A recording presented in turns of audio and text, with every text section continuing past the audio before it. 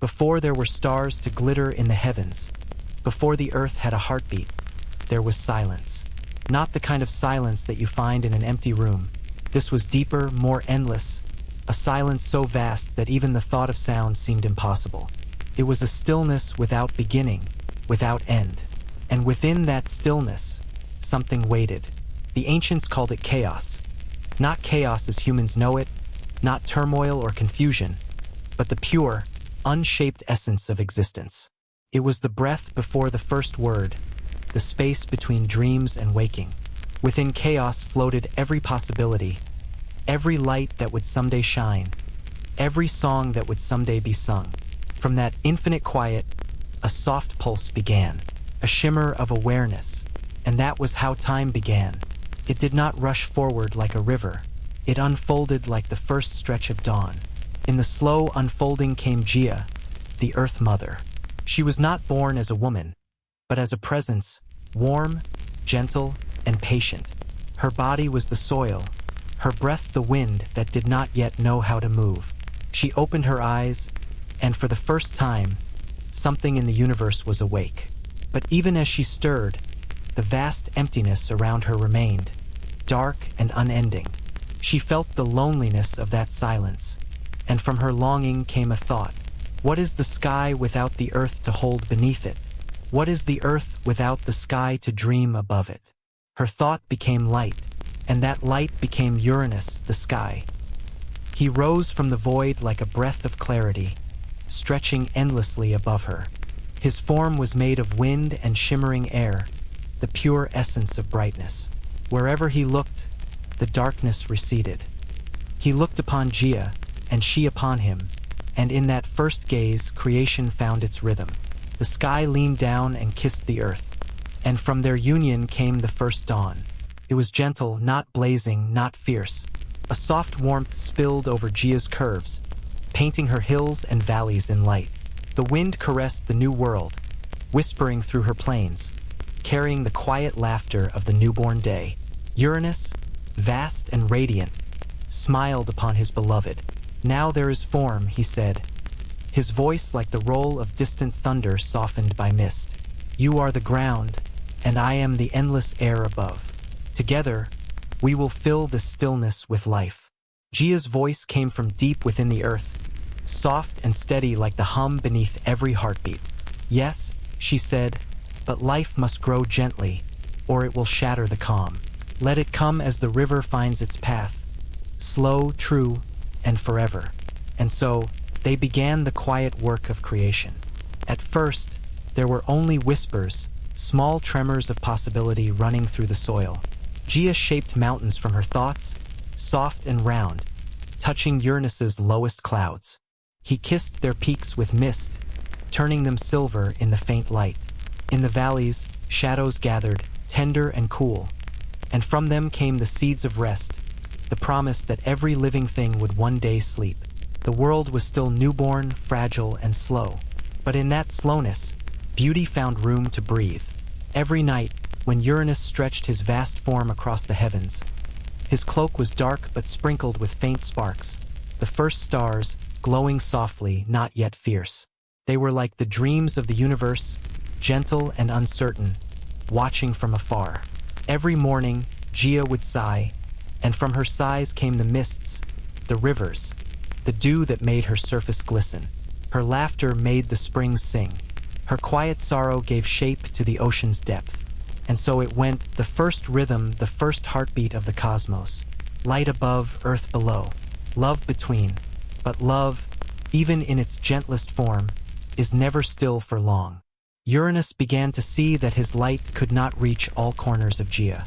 Shadows lingered beneath her surface, in the folds of her mountains, in the hollows of her deep places.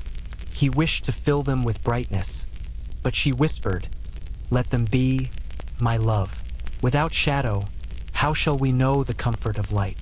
And thus night and day were born, not as enemies, but as companions. The first evening came softly. Uranus dimmed his glow and rested upon the curve of the horizon. The darkness returned, but now it was no longer empty. It was tender, safe, a place for dreams to wander. And when the stars looked down, they saw something new upon the face of Gia. A single, small movement. A sprout, green and fragile, lifting toward the fading light.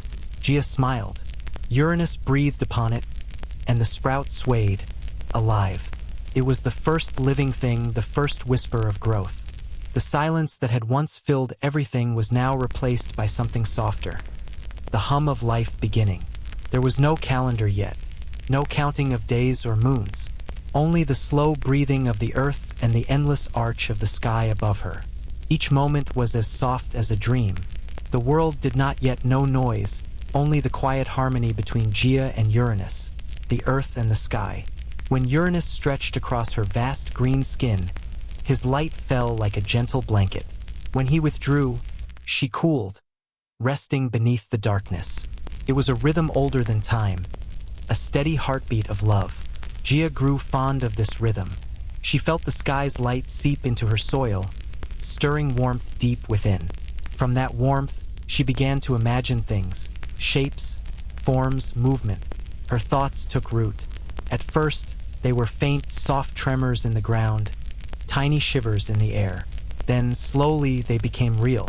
From her deep heart rose 12 great beings, tall and strong, shining with the glow of the sky but anchored by the patience of the earth. These were the Titans, the first generation of divine children.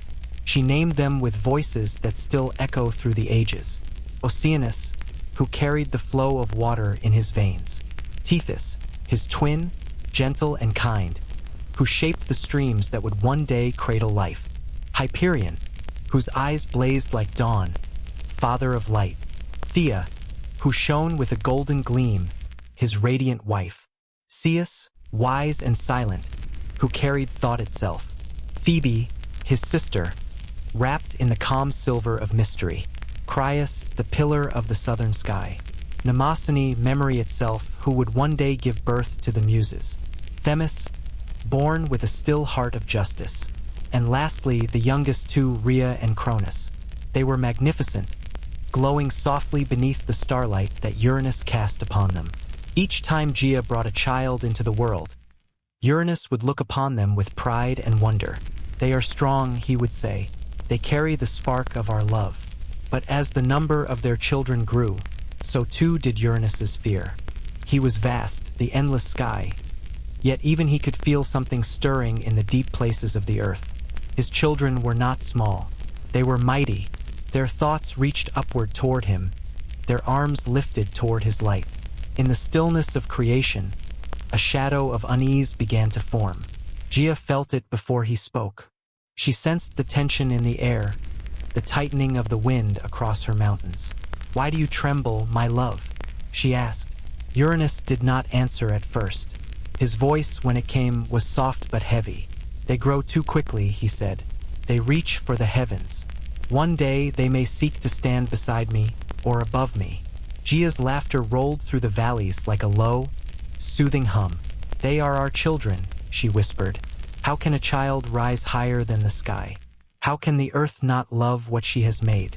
But Uranus could not shake the feeling. He looked down at their forms, tall, proud, shimmering with both earth and light, and felt a strange ache in his heart, a mixture of wonder and fear. So he stretched himself wider, filling more of the heavens, pressing his light down upon the land. His embrace, once warm, became heavy. The air thickened.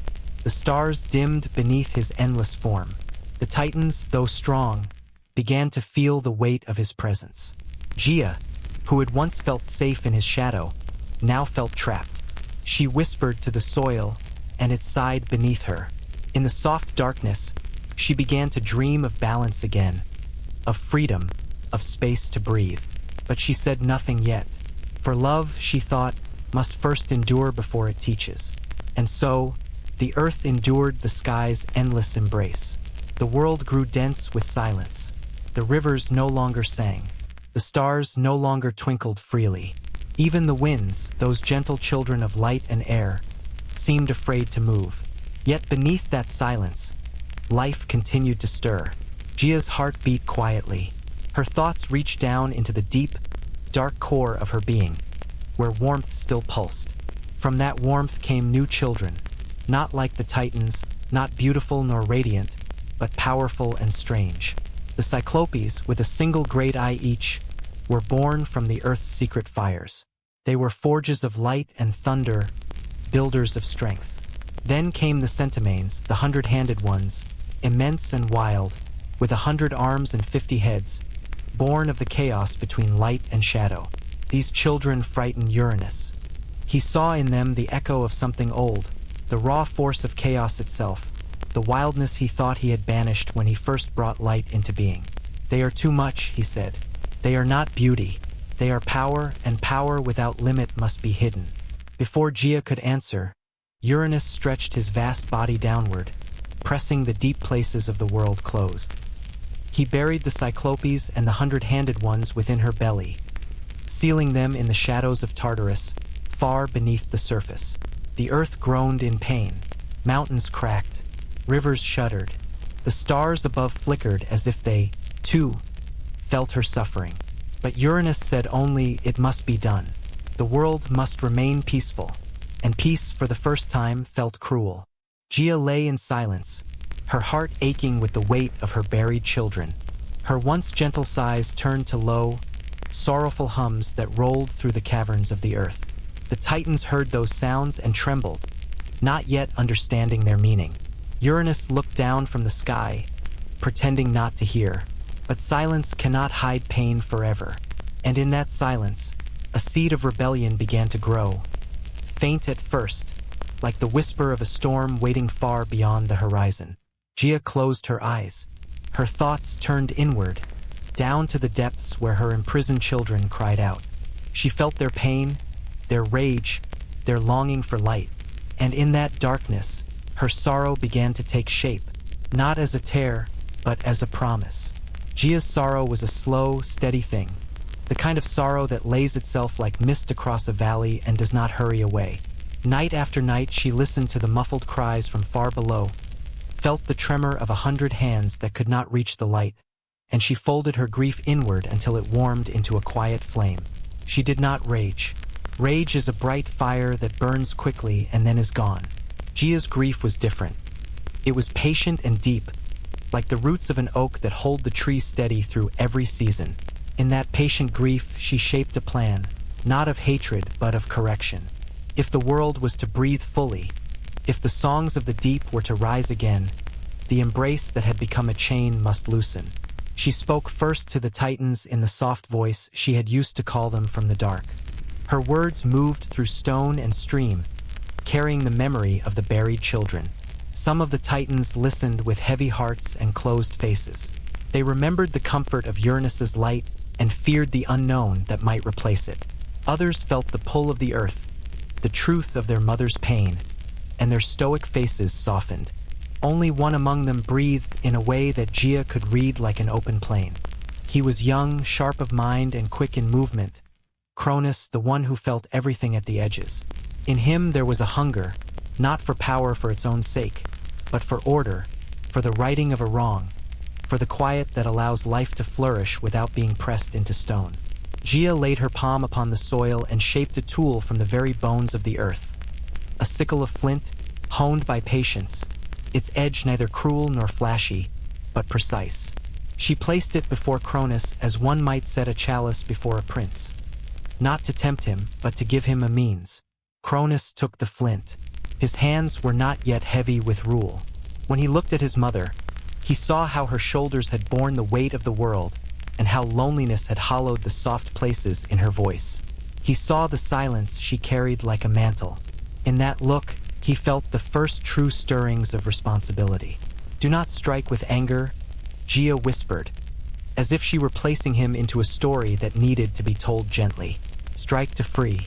Strike so that light and shadow may find their own measure. If you must, do this for the buried ones, for the hands that have no path to the sky." Cronus did not answer with a roar. He answered with a promise. A small, steady thing that sounded like a wind through long grass. He promised to remedy what had been forced upon their kind. He promised to do what his father would not do, to make space for the world to breathe. On a night that smelled of rain before it fell, When the sky was low and the stars seemed to listen like quiet guests, Cronus rose. He moved with the hush of footsteps on moss, careful as a man stepping around a sleeping child. Uranus lay above him. The vastness of the sky rolled out like a sleeping cloak, his presence so immense that a part of him seemed unreachable. Cronus climbed as the young climb, with a certain courage and a certain tremor. Gia's breath guided him, warm through the soil and steady like a lullaby. The sickle gleamed faintly in his hand, catching only the softest glints of starlight. He did not feel triumph. He felt the steadying pull of necessity. The strike itself is not a story to be told with fierce words. In the hush of this telling, let it be a simple, solemn movement, a cutting away of a tight piece of sky that had grown into a chain. When Cronus acted, it was not to wound for sport, but to loosen a grip that had become too certain, too confining. The sky recoiled like a tired thing that had been wrapped too long. There came a stillness after the deed, an odd, breathless pause as if the world were holding itself to hear what would happen next. The great form of Uranus rolled back and shuddered, and then, like a tide that withdraws to reveal the shore, the vastness lifted from the earth. Light breathed differently then. It flowed where it pleased. The mountains straightened their shoulders. Rivers found new curves. The buried children felt the tremor and, one by one, answered the call. The 100-handed ones and the cyclopes rose within the hollow places and pressed their faces to the light as if testing a sky they had never seen. But even as the world seemed to sigh with relief, the air carried new sounds. Whispers not of joy alone, but of change. Change is a gentle thing for some and a startling thing for others. For Uranus, who had wrapped himself around the world as a constant, the loosening was a pain wrapped in astonishment. For Gia, it was a deep, aching relief that tasted like rain after drought. From that wound, for there had been a wound, though not a cruel one, new things came into being. Where sorrow is great enough, it often becomes the seedbed of strange and powerful life. Blood fell upon the soil, and from it rose dark-eyed figures that would later be known as the Erinyes, the ancient keepers of guilt and memory, whose work is not to punish for spite, but to remind the living of what they have done. Giants took root in the shadowed places, not to fight for cruelty, but to remind the world that strength must learn the manner of restraint. And beyond the shore where foam gathers, the sea took what was cast and, in her rolling patience, cradled something tender. From that softness came a figure washed in light, bearing the slow smile of dawn, Aphrodite, whose presence would one day teach the world how longing and beauty can heal and wound in equal measure. Even these births were not fireworks. They were gentle arrivals, like flowers opening in the moonlight. They changed the shape of things, yes, but they did so with the quiet certainty of tides. When the dust of that night settled, the Titans stood in a circle, their faces reflecting the slow unfolding of consequence. They were free in a way they had not known they could be. The air above no longer lay heavy upon them, and they felt the first simple pleasure of stretching toward their own desires, private and peculiar, to gather the rivers, to watch the stars, to remember and to think. Cronus stood with the sickle at his side. He did not raise himself on a throne in that hush. He felt the weight of what he had done, the strangeness of being the hand that had altered the pattern of the sky. For a long time, no one spoke. It was as if the world had inhaled and was taking the time to learn how to exhale. Uranus, diminished though he was, did not vanish in wrath. He retreated, rearranged, pulled back his vast cloak of light and shadow to become the dome of the sky we know today, leaving behind a voice that was part remorse and part warning. From his last words, soft as wind over reed beds, came a prophecy that one of Cronus's own children might, in the fullness of time, rise against him as he had risen. Prophecies are not tyrannies. They are reminders that time is a wheel and that every hand might someday know the shape of what it has made. Gia held her children close. She did not celebrate loudly, for there is no festival for the mending of an ancient wrong. Instead, she planted seeds along the newly warmed soil and breathed into them the slow promise that life would find its way. Her quiet work was what made the world safe for sleeping things. The slow laying of beds of moss, the carving of riverbeds that would sing lullabies, the shaping of hollows perfect for rest. As dawn came after that night, a real dawn, not merely the first imagining of it, the light moved differently. Where once it had been a flat presence, now it moved in layers, pouring into valleys, catching in leaves, and trailing along rivers as if speaking in a voice that had learned new words. The stars overhead watched with a gentle interest, their faint fires rubbing sleep from their own eyes. The Titans took to their labors, each in their own manner. Oceanus curled himself into flowing work, and his rivers began their patient songs. Hyperion learned how to measure the coming of dawn and dusk. Mnemosyne gathered the echoing pieces of memory, storing them like precious stones in a chest of long nights. Rhea, whose soft humility was a balm, tended to seeds and to the quiet hearths of the earth, laying the foundation for the homes that all small things would one day know. All of this unfolded not in a hurry, but in a cadence that matched the new breathing of the world. The freed children found pleasure in small acts. A brook laughing over a stone, the slow trade of colors as leaves learned the habit of fall, the first hush of snow on a night so still it felt like an invitation. Yet beneath these gentle changes, beneath the moss and the slow songs, a different thread began to twist, the knowledge that power alters those who hold it. Cronus, who had acted with such steadiness, felt in his chest a new uncertainty, like an echo returning from a canyon. The prophecy of Uranus, the idea that his own child might one day stand against him, became a shadow at the edge of his thoughts. Not yet a fear, not yet a plan, but a quiet seed of doubt that would one day wear the shape of watchfulness. That night, as Gia lay with the relieved rhythm of the earth beneath her, she whispered to the freed ones and to the new children of the deep. "Rest," she said. "Grow. Learn the slow kindnesses." The words were not command but mother song, soft and enduring. The world, newly unbound, answered with a gentle chorus. Animals stirred in hidden places, seeds decided to open, and even the smallest pebble seemed to find its place in a mosaic that would hold generations of sleeping things. So the sky had been loosened. The earth, after her long burden, could at last breathe without the weight of a relentless embrace. The first great change had been made, and in that change the world moved toward the next set of mornings, toward the age when the Titans would stand upon the stage of rule and learn the forms of both mercy and fear. And as the moon slipped across the sky that night, drifting toward the place where it would always be watched, a hush settled upon the newly loosened world. It was a hush full of possibility, of healing and of rooted memory, of the gentle growth that follows a wound once it has been tended. Morning came softly over the newborn land. The air smelled of wet stone and young leaves, of smoke that had never yet been lit. There was peace again, but it was a new kind of peace, one that had learned the cost of freedom. Gia felt the quiet settle into her bones. The world no longer groaned beneath the sky's weight. Her rivers ran in honest curves, her mountains breathed without strain. She walked through herself and found light resting in every hollow. Yet even as she rested, she knew the world must be tended. Creation without care soon forgets its balance. So she called her children, the Titans, to her side. They gathered on the slopes of a wide hill that touched both sea and cloud. The air shimmered around them.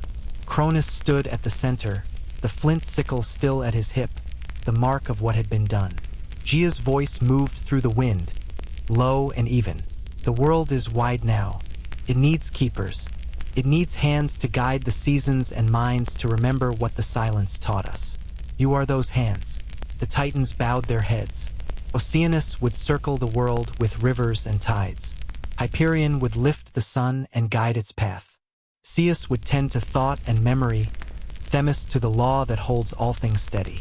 Each received a place, a rhythm, a purpose. Then Gia turned to Cronus. Her eyes, green and deep as roots, searched his. "You have freed the earth," she said, "but freedom must be shaped, or it will drift like smoke.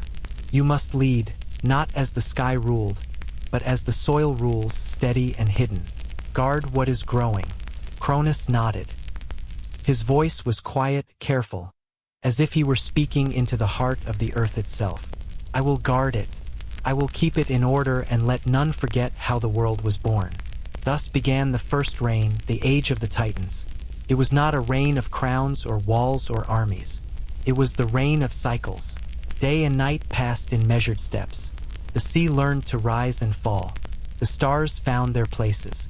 Time itself began to take its first shape under Cronus's patient hands. For a while, the world knew harmony. Gaia rested. The Titans worked with the calm diligence of gardeners. From their union came more gods, gentle and strong. Helios, who carried light. Selene, who carried the moon. Eos, who brought the dawn on her fingertips. Mountains grew smooth under rain. Trees learned the slow art of stretching toward the sun. The first birds traced delicate paths through the air, their songs still half-remembered dreams. But deep within Cronus, the prophecy of his father stirred. He tried to ignore it. In the golden haze of the Titan Age, he told himself that peace could last, that the circle of time could be held still by will alone. Yet at night, when the wind whispered through the valleys, he sometimes heard Uranus's fading voice, the quiet warning that the child always becomes the parent, that no ruler holds the sky forever.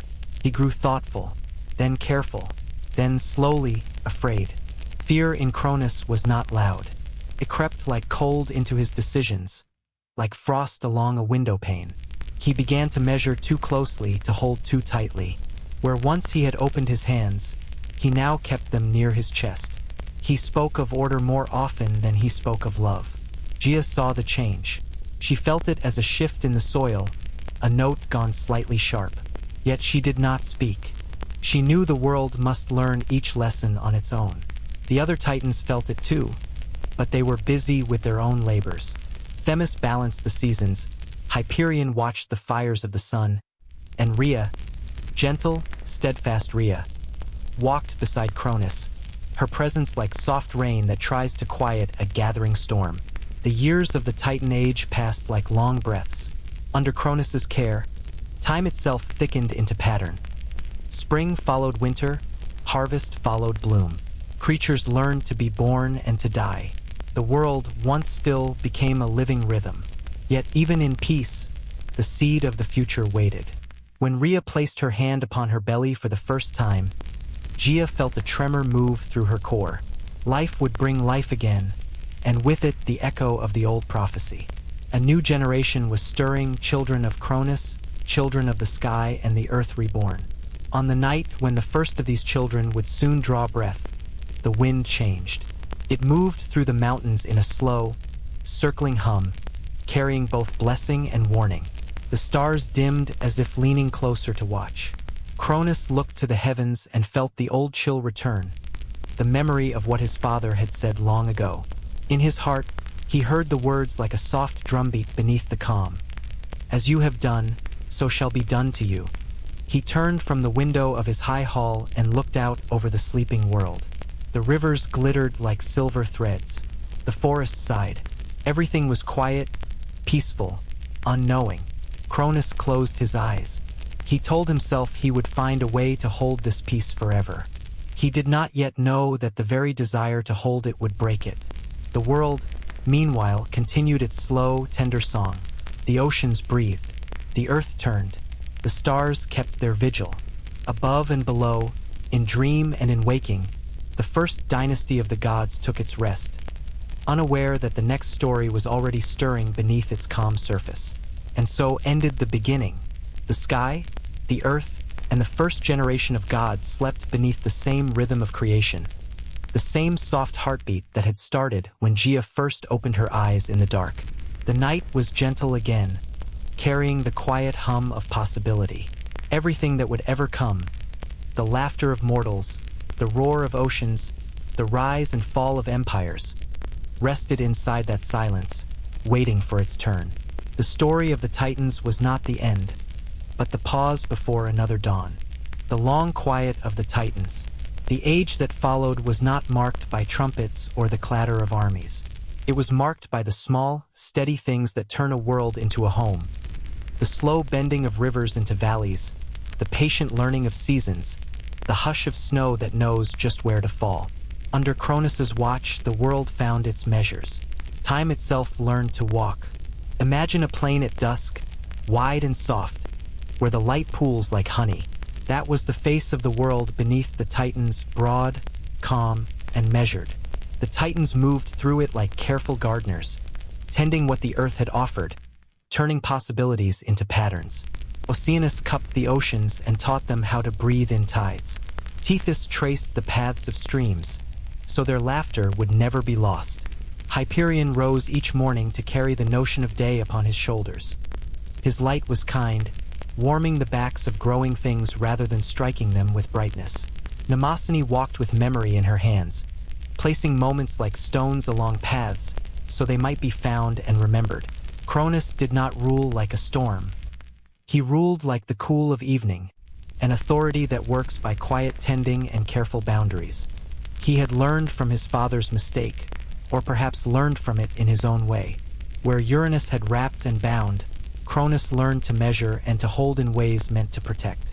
He spun calendars from thought, taught the stars their slow circuits, and set the rhythms that let seeds decide when to wake. Homes grew on the slopes where Rhea walked. She was gentle. Her touch was the kind that mends a frayed blanket at a hearth. Small creatures learned the comfort of a place to sleep. Birds found nesting songs. The first flocks learned the routes that would guide them from season to season. Under the Titans, even the smallest pebble seemed to know its purpose. People did not yet crowd the world.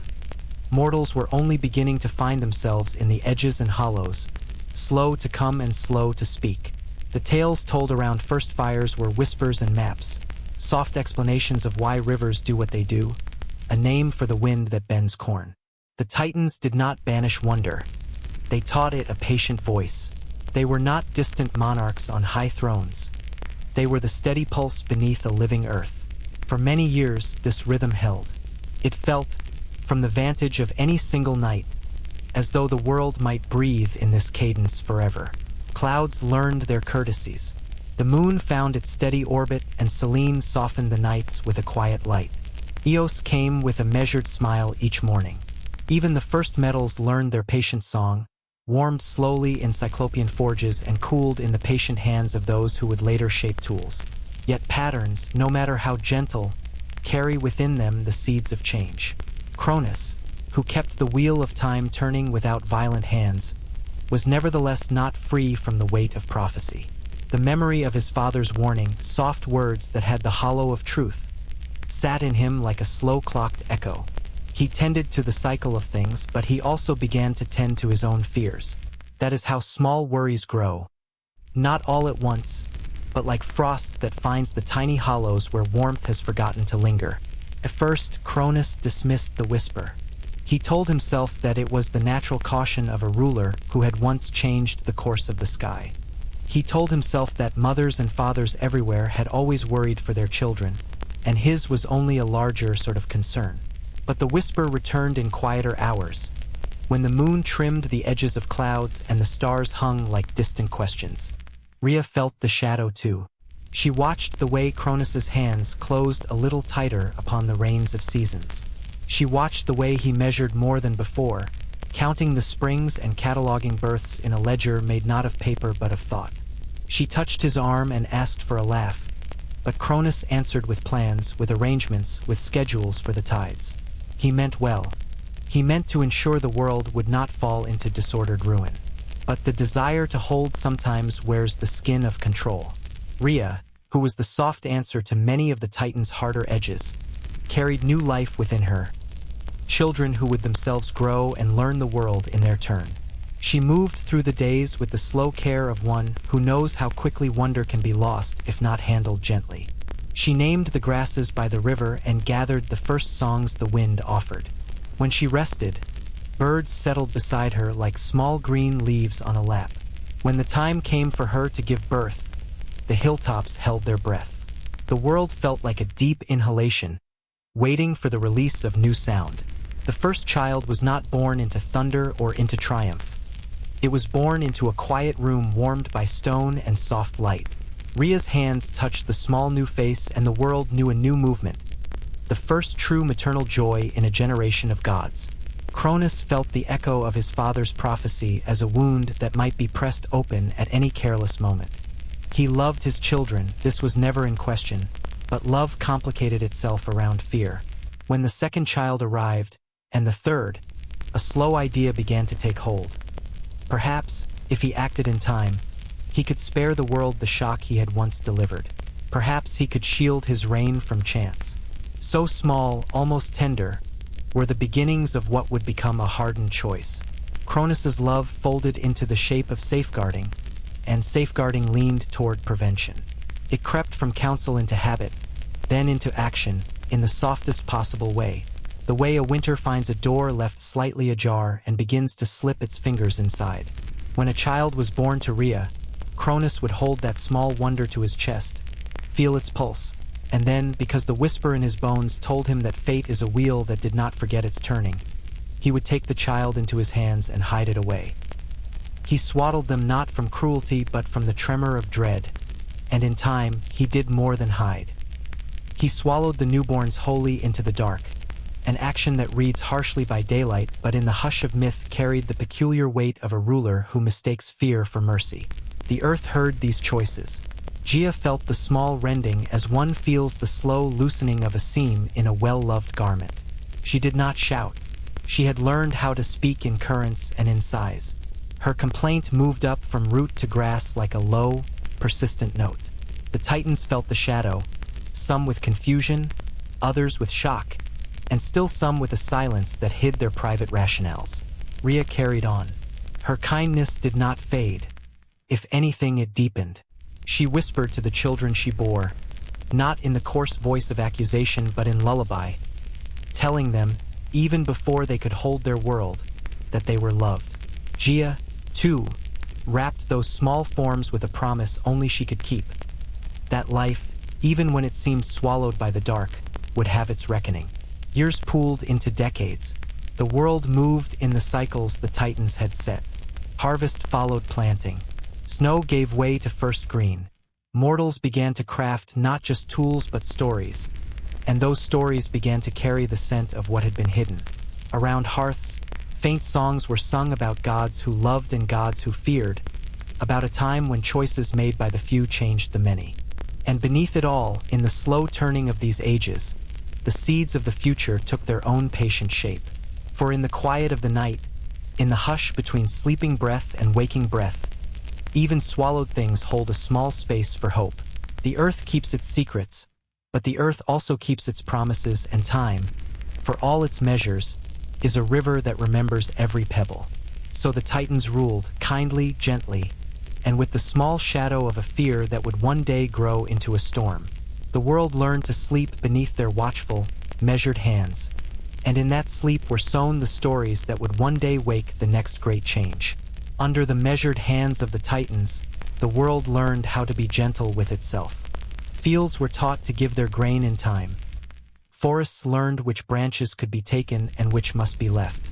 In those long, slow years a certain civility grew, not the brittle politeness of courts but the patient manners of nature itself. Rivers would not steal their banks. Winds learned to sing and not to tear. Even the seasons came to the table with a polite nod and a predictable grace. Into this carefully ordered world stepped small sparkings of something new. Curiosity in creatures, the first songs of birds that were not only instinct but begun as questions, and the faintest stirrings of thought in beings meant to be of the earth. The Titans were not uninterested in these stirrings. Some watched with delight, others with detached study. But one among them bent toward them with the particular tenderness of a sculptor, Prometheus. He was called Forethought, for the way he turned a question in his mind until it became a plan, and what he planned most lovingly was the shaping of a creature that could look at the world and answer it back. The world, after all, had given itself form. The next gift might be a being that could call it by name. Prometheus worked with clay found in the bed of a sleeping river and with ash from a fire that had been buried beneath an old stone. He mixed the two with patience and spoke words that were softer than commands.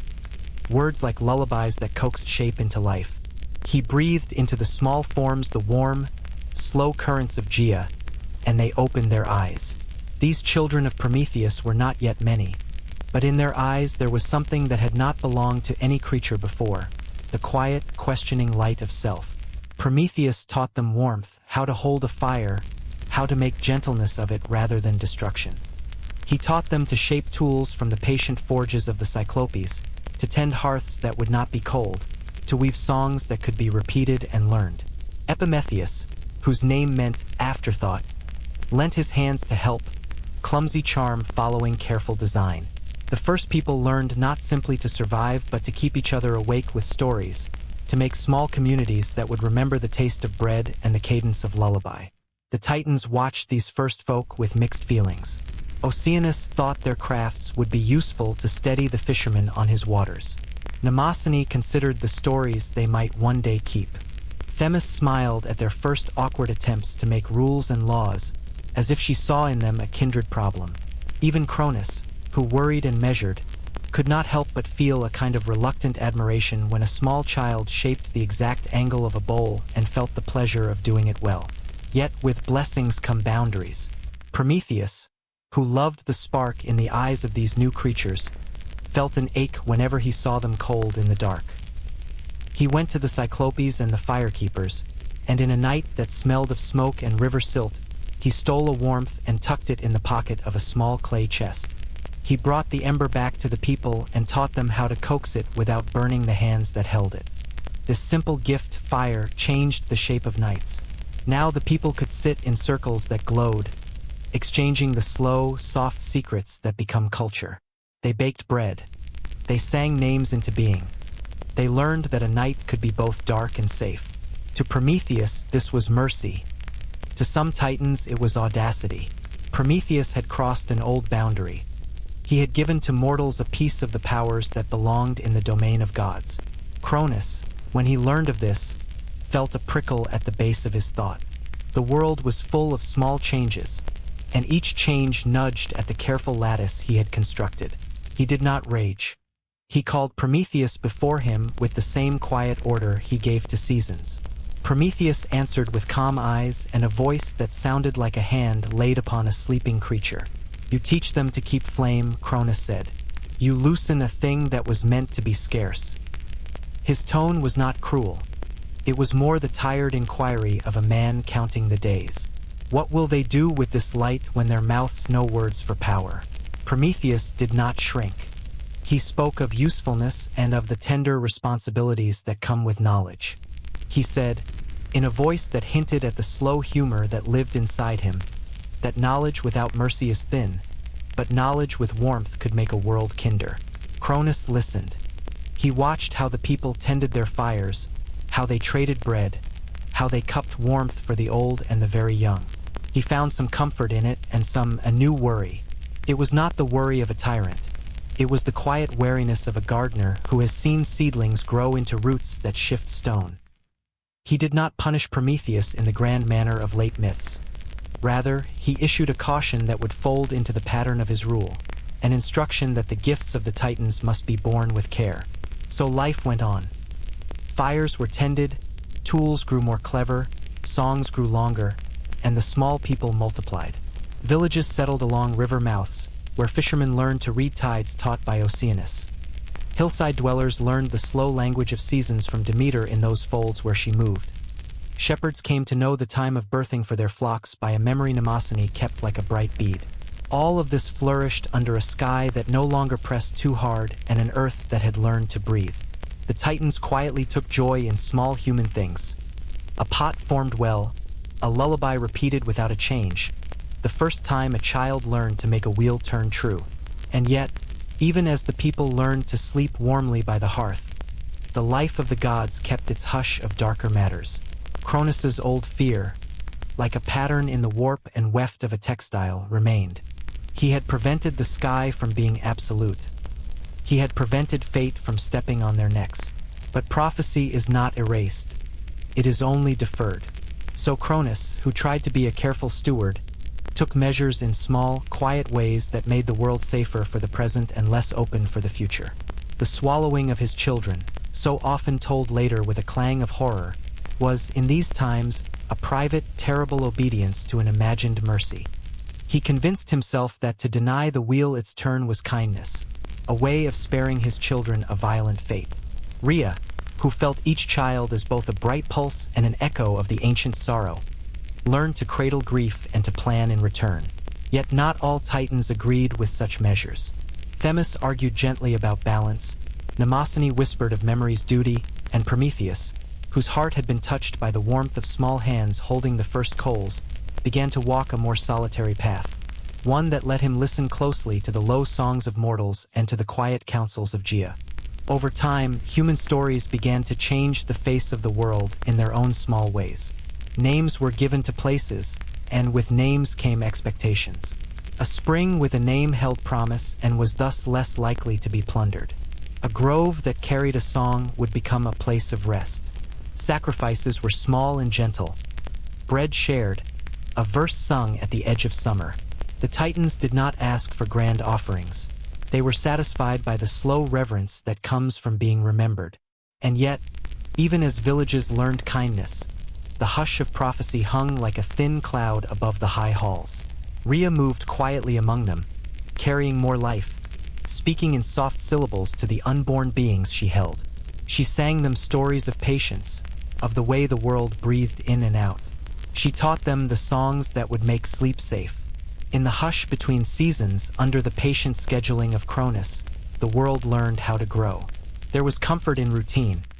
Mornings that returned like well-loved chapters, nights shaped like familiar rooms. The Titans were not malevolent. They were the patient keepers of a world learning to hold itself together.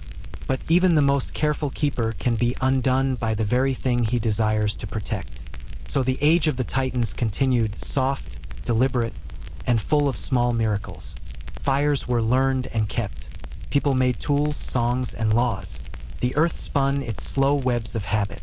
Yet beneath the hearthlight, in the low places where myths gather like kindling, there was an undercurrent, the knowledge that a different music waited to be heard, one that would rise, in time, from the very womb of the order the Titans had made. And in that waiting was the hush of beginnings, the feeling that even a gentle age has edges where new stories press through, eager to be born. Rhea's hands moved with the slow, sure motions of someone who knows how to mend the edges of a world. She gathered reeds by the river. She traced the patterns of clouds with her fingers, learning which would bring soft rain and which would bring sharp wind. Her laughter was a low thing that made small animals unafraid. In her belly new lives turned like seeds in spring, and each turn was a small miracle the earth learned to honor. Cronus watched over these changes as a man watches the weather. Attentive, withdrawn, never fully at ease. The old warning from Uranus lived in him like a steady tick hidden inside a great clock. What was done to my father may be done to me, it whispered. He loved his children with a tenderness that was not unlike fear. The feeling braided itself into his decisions until the two were hard to tell apart. One by one the children came. Hestia, soft as the hearth she would one day guard. Demeter, whose hands would learn grain and bread. Hera, wrapped in the dignity of marriage. Hades, quiet as winter stone. Poseidon, who would one day learn the moods of the sea. Each birth was a gentle song, a small ceremony under low lamps and moss-carpeted floors. Rhea sang to each child a lullaby that smelled of new bread. The world listened and answered with gentle days. But with each small and tender arrival, Cronus's shadow deepened. He became careful not only with seasons and tides, but with the very passage of moments. The prophecy lodged in him like a bone that would not be forgotten. In the hush that followed each birth, he would hold the infant close, feel the rhythm of its heart, and then, obeying the tremor of dread rather than the hush of mercy, he would swallow it. The act itself, as the old stories whisper, was not crude thunder but a solemn swallowing of time, a ruler attempting to hold the wheel still by taking its teeth away. Rhea's grief was a slow weather. It did not break into tempestuous cries. It threaded itself through her days like fog. She learned to fold her sorrow into softer things. A song hummed under her breath, a hand laid on the head of the next child. Gaia, who had watched the world breathe again after so many burdens, took this new sorrow into her deep heart and kept it there like a coal that might be used later for warmth. Word traveled in small ways, by birdsong, by the hush of streams, until the secret sat in the creases of the land. The Titans noticed but found reasons to look away. Some were afraid of the ripple that could come from confronting the king.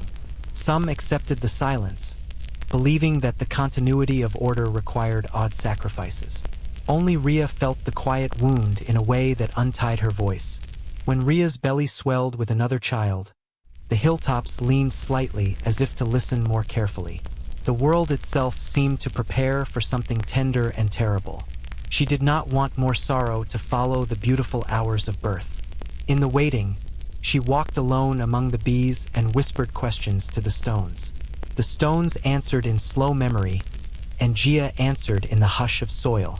Rhea conceived a plan that smelled of soft earth and old lullabies. She would not let the slow horror repeat. She asked for the help of the small and secret things. Olive branches, a yarn of wool, the hidden caves where the moon lay like silver. She took a wrinkled swaddling, a trick of silence, and a brave, trembling hope. When Cronus came at the hour of the child's birth, expecting to seal the pattern that had become his habit, Rhea performed a quiet theft. She wrapped a great stone in swaddling cloth, the heft of it warm with her own breath, and placed it into her husband's waiting arms. Cronus did as he had done before. He swallowed, believing the small miracle lost to the dark. The stone slid down into his belly as if it were the most ordinary of burdens. He did not notice the difference. The habit of fear had dulled the senses needed to see a mother's defiance. While the household slumbered under the measured care of the Titan age, Rhea slipped away. Her path took her across ridges that curled like sleeping beasts, past springs that knew how to keep a secret, and into a fold of the world where old songs still kept watch. There, under the patient gaze of a cave mouth, she placed her child. A child who would one day be named for the high sky and the thunder that wakes mountains. Gia herself took part in this hush of rescue. She wrapped the child in the softness of moss and the slow warmth of earth and carried him to a place where goat voices and lullabies would keep him. The child was small and warm, a secret tucked into the wilderness. The nurses were not titans but the mild creatures of the hills, nymphs whose laughter sounded like rain on leaves, and a kindly goat whose milk tasted of juniper. They fed him at nights when the moon was shy and sang him songs that were older than law. He slept with the sound of river strings in his ear until the pulse of the earth and the rhythm of his own breath became the same music. Rhea's choice did not undo Cronus's past. It braided a new strand into the tapestry of time. She carried her grief as a mother carries both hope and warning. She returned to the great halls with hands that had touched stone and grass and with a heart that held both comfort and a very private, fierce sorrow. Cronus never suspected, or if he suspected, his fear was a kind of blindness. The wheel of time turned. The swallowed children remained within the vastness of his belly, and the newborn, hidden and tended by the soft world, grew under the patient care of earth and small beasts. He learned in secret the voices of wind and leaf and the slow lessons of weather. He learned restraint and measure, as all children learn when they have been given more time to listen than to act. So the age continued. Seasons held their gentle courses, the people tended their fires, and the Titans performed their quiet labors. But beneath that surface peace, a new quiet problem edged slowly into being. The knowledge that what one does out of fear can be undone by the tender courage of someone who will not accept that fear as fate. Rhea's theft was not a single sharp rebellion but a small, enduring whisper that would gather other whispers. It promised that the wheel of time might yet turn even when a ruler tries to hold it fast.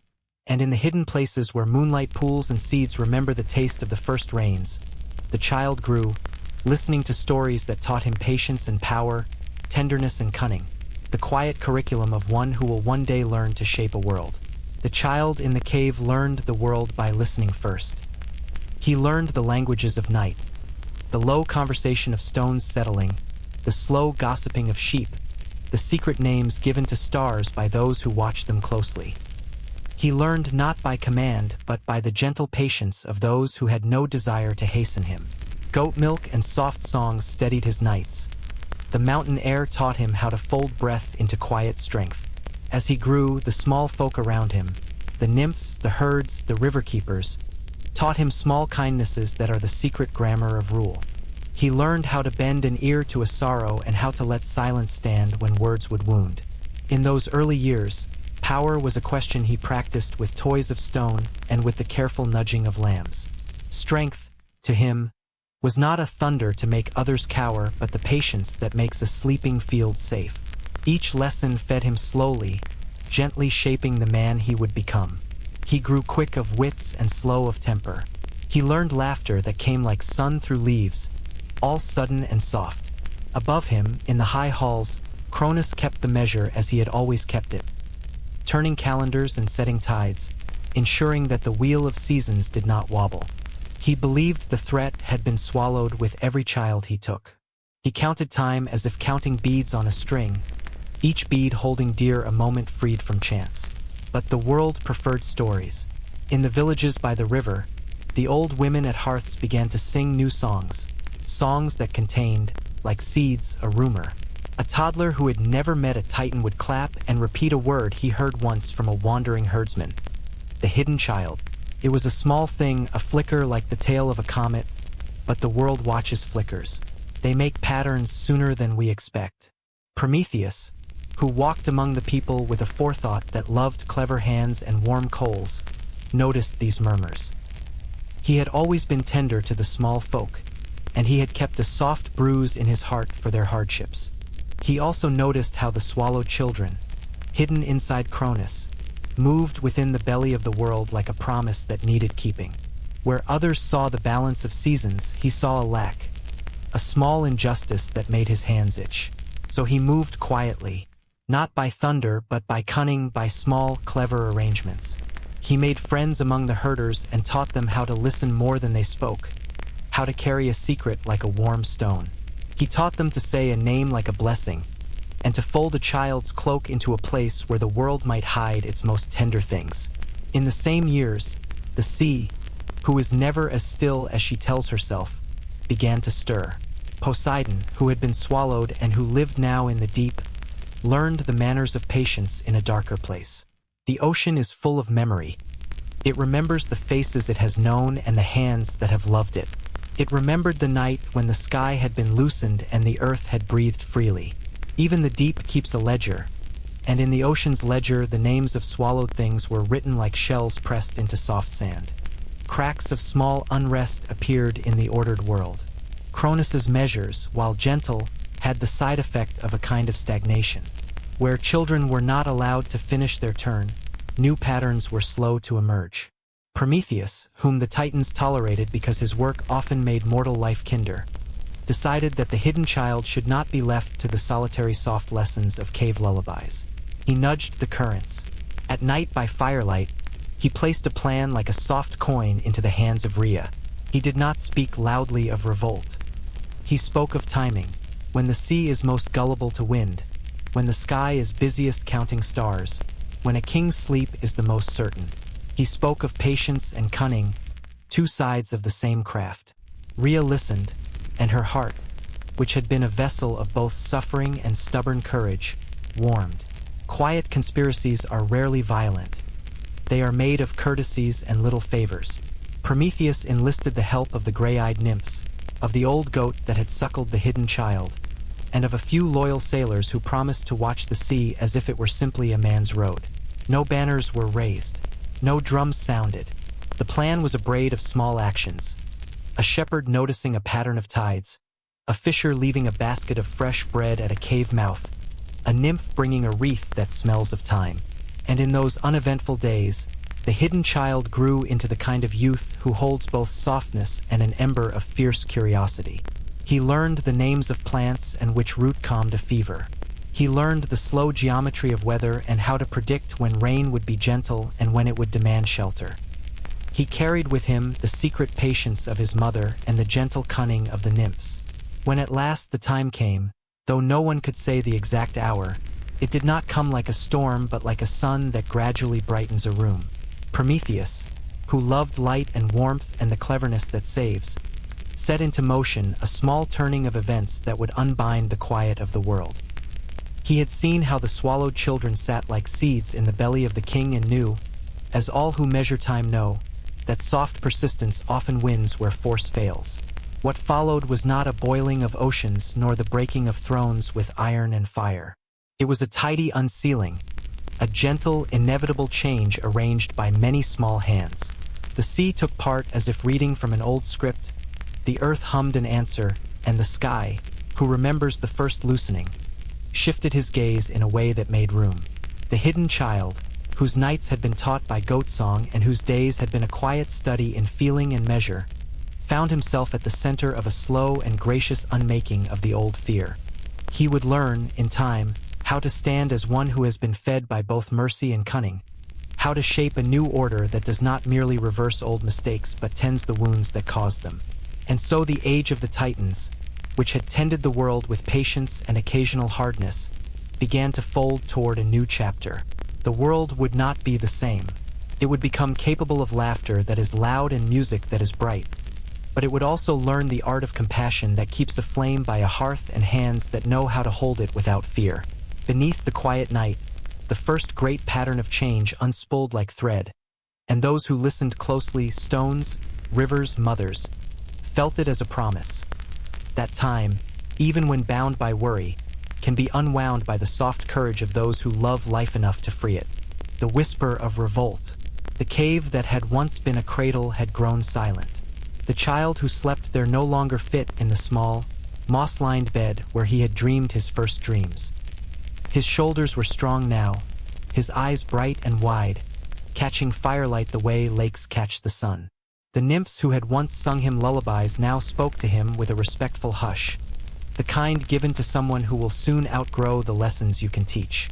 They called him Zeus, though the name had not yet gathered its later thunder.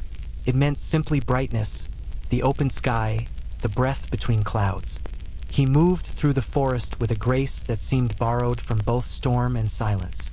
The goat Amalthea, old and soft-eyed, still followed him like a grandmother's shadow, and from her horn he learned the taste of plenty.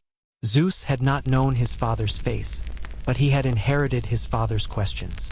When the wind blew across the cave mouth, he would stand and listen, hearing the world hum in chords he did not yet understand.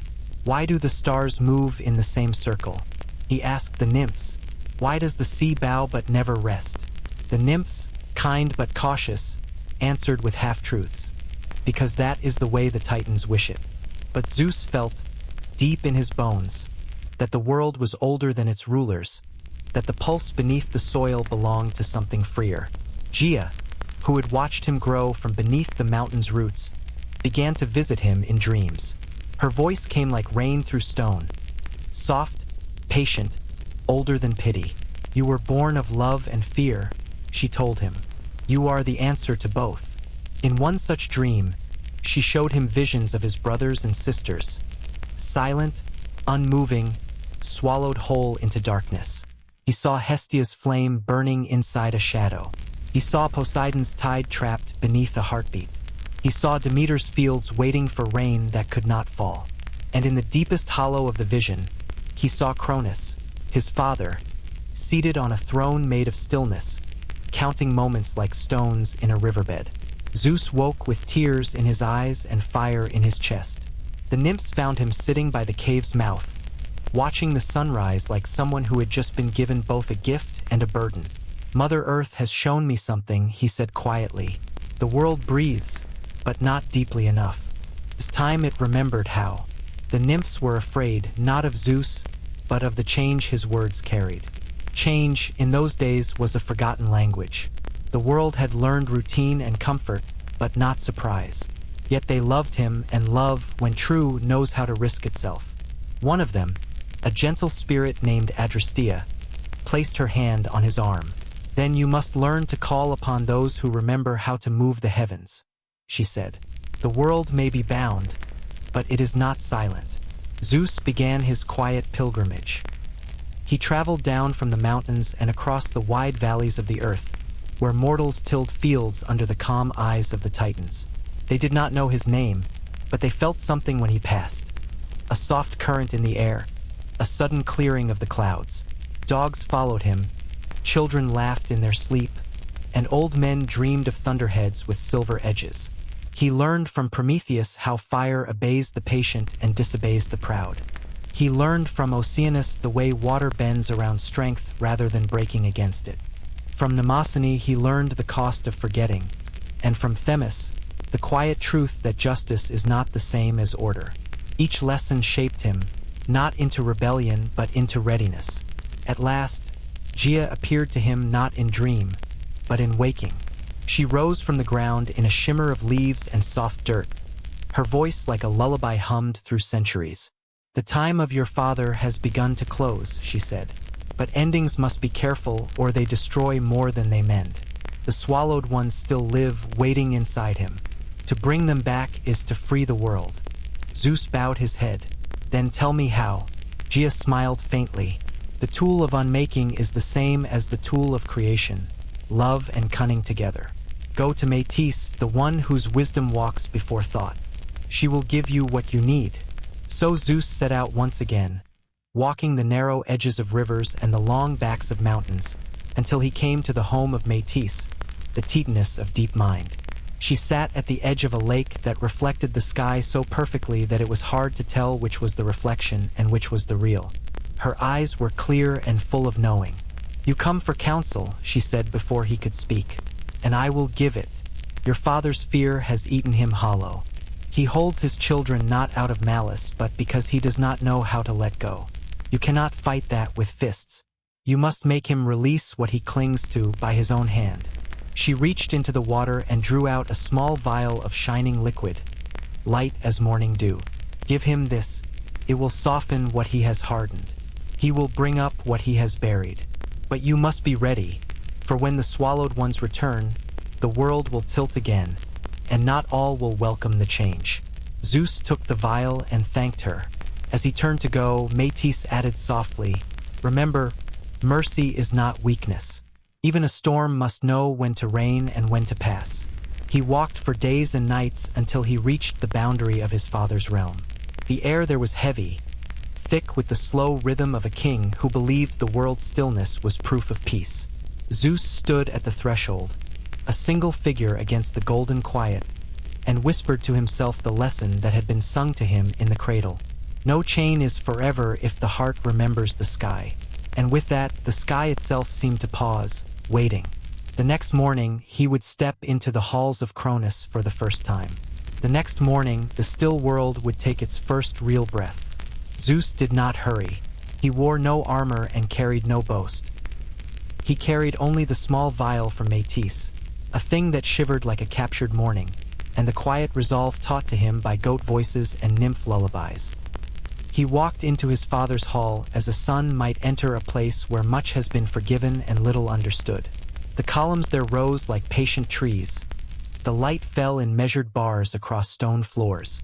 Cronus sat where the world had first learned to be measured, a king of calendars and tides, his face shadowed by the careful thought that keeps a kingdom from stumbling. Zeus bowed as a courtesy. The court looked upon him with the sleepy attention of an age used to its own ordering. The Titans moved like regret made comfortable. Steady, solemn, not yet curious enough to break the hush. "Father," Zeus said softly. His voice did not demand nor plead. It only unfolded like a warm cloth. "There is something I would offer, a draught for rest and relief. Drink, and your sleep will be deeper, your burdens lighter." Cronus, who had swallowed so many small things that his senses had dulled into habit, felt little alarm at the sight of a son offering such a cordial. His practice had been to soothe trouble with small, decisive acts. He took the vial with hands used to counting the hours, and he drank, believing it would settle worry as it so often had. The vial worked as Métis promised. It eased the tightness in his chest. It warmed the deep places where fear had knotted itself like a thorn in quiet cloth. Cronus closed his eyes, and for the first time in a long while he let himself feel a softness that was not suspicion. The change began as a small shudder. It woke in Cronus like the memory of a lullaby. First a note, then a remembered line, then a chorus. He coughed once, a surprise sound, and then again. The court watched with the kind of astonishment reserved for rain in seasons that thought themselves all sun. From within him came a first small sound, a sigh, as if some long-held thing had found the courage to speak. Then the air shifted. The hall, which had seemed a sheltered cave of rules, was filled by a sudden, slow returning of voices, voices that had been folded into silence and kept as a private measure. One by one, in the hush of that unburdening, the swallowed children stepped back into the world. First came Hestia, small and gentle, her hair still smelling faintly of hearth smoke. She blinked as if into a new light and offered nothing but a low smile, the sort that makes a room warm. Then Demeter, who looked upon the fields and tasted the air as if deciding whether rain had been faithful. Her hands already remembered grain. Hera followed with a dignity like a cloak. Hades emerged from a still, quiet place and found his bearings with the steady calm of deep things. Poseidon rose with a salt on his lips as if he had only been at sea for a long dream. Each arrival filled the hall not with triumph but with a quiet rebalancing, like pieces of a long-mended cloth being smoothed back into place. When the last came forth, the room seemed to exhale together. Cronus, who had shaped order from fear, sat stunned as the world rearranged itself around a truth he had been trying to hold at bay. The prophecy breathed in the air like wind finding a new path. What was done would, in time, be undone. The newly freed gods did not leap to wrath.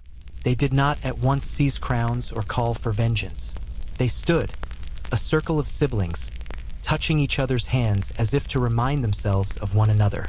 There was relief in their faces, and a residue of the darkness they had borne inside Cronus. A reminder that healing is a slow and careful thing. Zeus stood at their center, small and steady, the son who had asked for counsel and carried it gently into place. He felt more than triumph. He felt the heavy shape of responsibility. The unbinding was done, but the world had been shifted. The balance had been broken tidywise. Now it must be made whole not by more swallowing, but by a new kind of tending. Not every titan welcomed the change in the same way. Some, like Themis, felt the justice of it like a balm. Others, who had grown comfortable in the patterns they had kept, felt a grief like the loss of a well-worn cloak. Cronus himself, overcome by the soft haze Métis had given him, now felt the hollow where his fears had lived and, with them, the sorrow of what he had done. He had not meant to be cruel, and that nuance made the meeting awkward and tender all at once.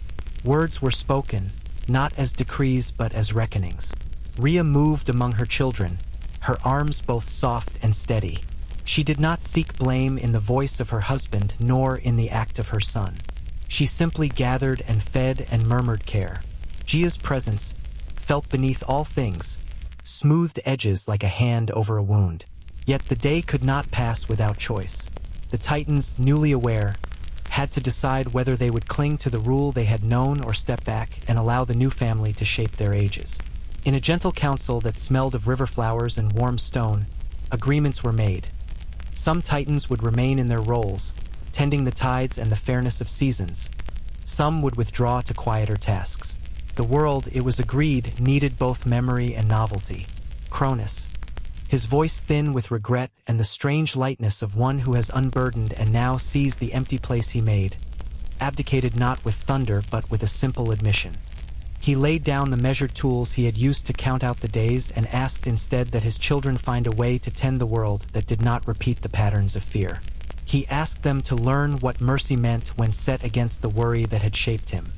Zeus, who had never wanted a throne for himself so much as a world that could breathe freely, accepted the need for order and the promise of change both. He would not seize power out of spite. He would accept it as a calling. He and his siblings decided to shape a sky where storms could cleanse and where sun could warm without pressing too tight upon the earth. They chose names and places with the careful thought of people who know that stories guide a people's sleep. There was no grand expulsion of titans into endless night. Instead, the older generation moved aside like a tide that knows its time. Some took new, quieter places in the world. Some retired to places of memory, where they would be called upon when the world needed to remember its first ways. Prometheus, whose love for mortals had not cooled, slipped back into the shadows to watch how the new ones would tend the gifts he had given. As the sun lowered, not in haste but in the gentle routine that marks the end of a long day, the new dynasty accepted the first tasks of their reign. Zeus learned the cadence of clouds and thunder, and how to use a storm as both lesson and mercy. Poseidon found the temper of tides and how the sea can hold both fury and cradle. Hades, often misunderstood by those who fear deep things, taught the world the value of rest and the dignity of endings. That night the hall was not a place of thrones but of conversations, of slow laughter and the soft repair of bonds. The gods who had been swallowed sat by the dark hearths and learned the taste of a world that had nearly forgotten them. Cronus sat apart for a time, not banished but reflecting, as the faint stars came out to pay their quiet respects. Gaia, who had orchestrated the soft unbinding with patience and grief and cunning, rested at last. The earth herself hummed a lullaby, not the small song of a single mother, but the deep, encompassing song of a planet that has learned to mend itself. The rhythm was now different, still measured, still careful, but with new room for surprise and gentleness. And so was born the first morning of a different kind, an order that would not be the same as the last, but that would hold the memory of it, as memory holds both sorrow and instruction. The world settled into sleep that night with a new, hopeful cadence. Somewhere, in a cave warmed by watchful nymphs, a youth who had once been a hidden child smiled in his sleep, dreaming not only of thunder but of the small, steady work of keeping hearth and home. The unbinding had been done not in fury but in measured, merciful action. The next days would teach them how to rule with hands that could both hold and release. After the unbinding, the world did not immediately erupt into great fanfares. Greatness in those days moved like a careful hand knitting a blanket, stitch by patient stitch. Zeus and his siblings felt the new weight of responsibility not as gold upon their shoulders but as a soft, constant pressure that asked for steadiness and tenderness. They began simply by listening. Zeus walked among the hills and the villages that had grown under Titan care. He sat on low stones where farmers counted grain and let the small sounds of life teach him the cadence of ordinary days. He learned the vocabulary of mercy in the clasp of a mother's hand. He learned restraint in the quiet patience of a potter shaping clay, turning the spinning wheel until the vessel learned its own balance. The gods practiced humility as if it were a craft, because a god who cannot be patient cannot teach a people how to sleep safely. Poseidon took to the sea with a slow, exacting grace. He spoke to the currents as one speaks to a living thing, soft and in questions, and the ocean replied in tides. He learned how to let storms break on distant shoals rather than on crowded harbors. He learned to listen to the whales and the small fish alike. The sea's power was great, but Poseidon discovered that power held gently is a safer thing than power spent in a single roaring fit. Hades descended into the deep with the careful attention of someone mending a great cloak. He saw his realm not as a place of terror, but as the slow room where all living things are taught their final hush. He shaped it into a place of dignity and rest, a quiet that did not doom but honored the passage of life. In that work he taught mortals and gods how to accept endings as part of an ongoing story rather than as abrupt closures. Demeter walked the fields, her hands finding the grain as if it were an old friend. She taught farmers to plant not only with the eye for immediate yield but with the thought for seasons yet to come. Under her instruction, agriculture became a conversation between earth and human, a low, reciprocal promise made in furrows and seed. Hestia tended hearths, and the small domestic magic of warmth and shared bread spread quiet steadiness through the households of mortals. Hera moved with a dignity that was not sternness but steadiness of family ties and promises. She taught the ways that binding one life to another could be an act of care. Her lessons were gentle admonitions, not cold decrees. That promises hold weight, that children deserve shelter, that marriage can be a shelter rather than a chain. Among the gods, the rules they shaped were not meant to be iron bands. They were woven threads, customs, and rhythms that would let mortals know when to wake and when to sleep, when to harvest and when to rest. They established ways of offering small thanks, breads left at shrines, songs at dawn and dusk, not to feed the gods' pride but to mark the human habit of remembering. Memory, Mnemosyne taught both gods and mortals, is the hand that tucks a child into bed with a story. Prometheus watched all of this with a small, pleased smile and a careful skepticism. He had given fire. He had taught mortals to weave hands into cleverness. He knew that wisdom rarely comes without cost. So he kept close to the people, helping them make roads and small bridges, teaching them to temper iron with slow patience. He wanted humankind to be warm, safe, and cunning in ways that would allow them to live softly under the new sky. As these practices took hold, the new generation of gods found the art of ruling by tending rather than by thunder. They made oaths not to dominate, but to preserve the balance between freedom and safeguard.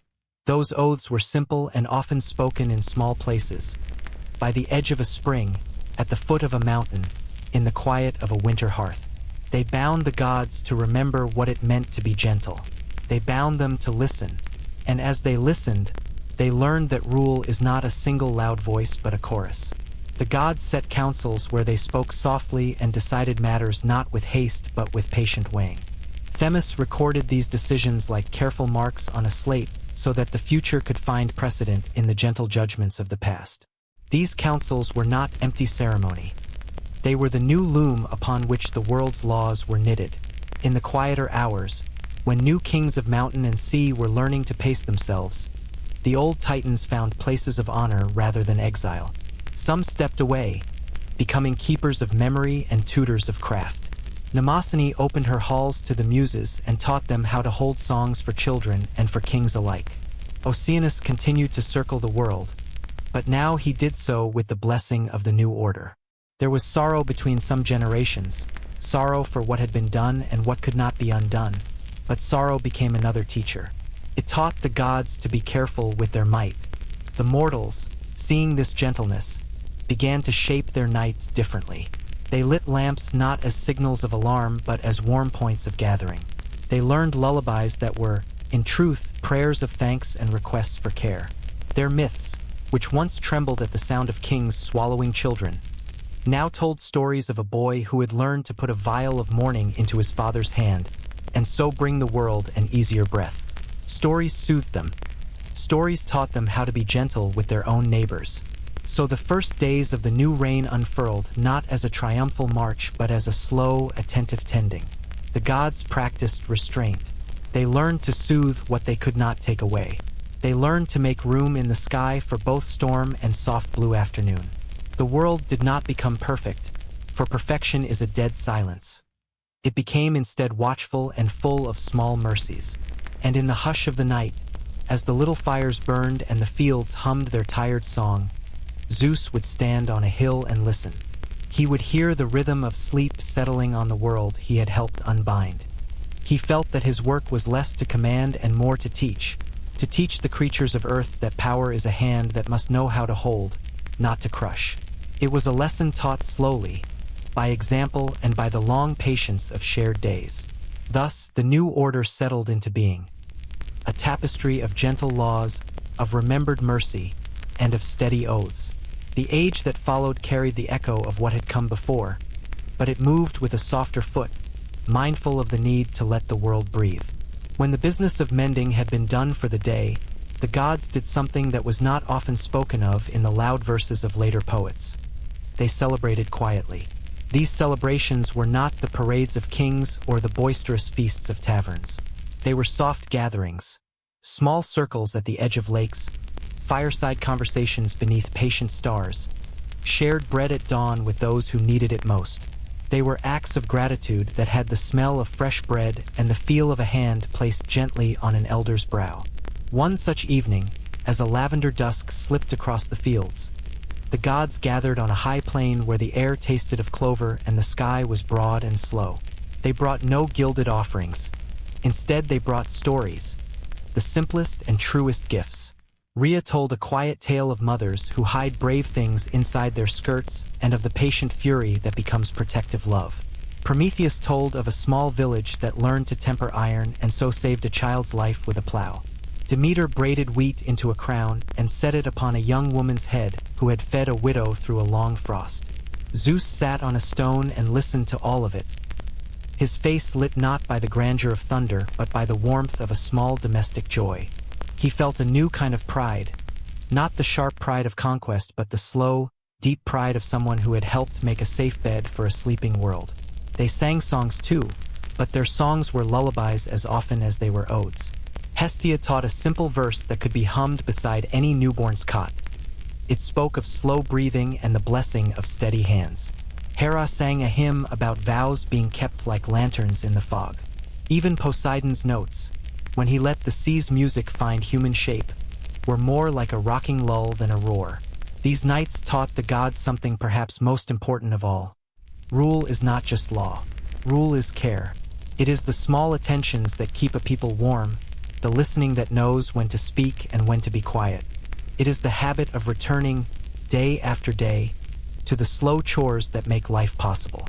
In the quiet of those celebrations, the younger gods, those who had once been swallowed and then returned, found a new peace. They walked among mortals in secret sometimes, learning the names of people they might one day protect. They tasted simple foods. They learned the sound of a child calling its mother's name, and they let those small sounds shape them as much as councils and decrees ever could. When the night finally drew its deep curtain and the stars took up their patient watch, the plain became a sea of quiet breath. The gods, full of shared stories and softened by the evening, gave thanks to Gaia and to the soft cunning that had kept the world from breaking. They asked only that the world be allowed to sleep well, that mortals be kept warm, and that children be taught enough wit to kindle a flame but also enough mercy to know when to let it go. Zeus rose, his shoulders unburdened in a way they had not been in his youth. He looked out over the sleeping fields and felt, in the marrow of him, the rightness of small things tended. He knew wars would come and hearts would sometimes harden again. He knew that prophecy had not been destroyed, only delayed, and that the wheel of time turns. But for that night, and for many to come, the world had found a way to hold both power and gentleness. So the first quiet celebrations became the thread that held mornings together. People learned songs that were both prayers and lullabies. Gods learned to speak in softer tones. The new order was not forged in a single blaze but woven, stitch by careful stitch, in the slow hours where beings learn how to be kind to one another. And as sleep settled across the land, from the highest peak to the smallest cottage, the gods took their places in the sky and in the earth with a humility that had been learned the hard way.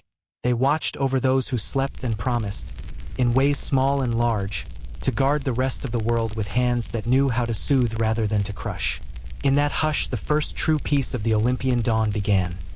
Not the loud, triumphant dawn of a conqueror, but a quiet morning that opens the curtains gently, lets light tiptoe in, and tucks the world with a mother's slow, unwavering care. The crown of clouds. When the new order settled, the gods needed a place that reflected the careful balance they wished to keep. A place not of blazing palaces, but of calm and clear perspective. So they made Olympus, a mountain that rose above the common weather like a quiet promise. It did not shout its height. It held itself as a high room where one could look out and learn the measure of the world, the turning of the seasons, the moods of the sea, the slow sighs of fields. Olympus was not built so much as gathered. A circle of stones for councils, a plain for quiet games and music, a hearth that never wanted for a kind hand to tend it. The air there was always a little cooler and drier, as if sleep itself had learned to breathe easily under its eaves. From this place, the new gods would learn how to weave laws of love and order, small ordinances that fit more like shawls than like chains. Zeus took his place not as a thunderous conqueror, but as a careful steward. His crown was the sky and the rightness of the clouds. His strength, the sound of his voice when it asked questions rather than delivered commands. He sat at councils where every god's voice was counted. Poseidon spoke of the sea's hidden grievances. Hestia reminded them of the slow magic of shared hearths. Themis kept the ledger that recorded not punishments but precedents. In the early days, rulings were humble affairs, a mediation over a river's path here, a gentle adjudication over a feud there. They learned the craft of deciding how much firmness a law needed and how much softness. Among the first acts of the Olympian Council was to give the world the small institutions that let people sleep, festivals that marked the years, rites that taught the limits of grief and the comfort of communal hands, laws that encouraged fairness and discouraged cruelty. They taught mortals how to place a stone for a grave and how to return a borrowed cup. It was ordinary work, but the miracle of it was that it made nights quieter and days kinder. Mortals noticed the change too.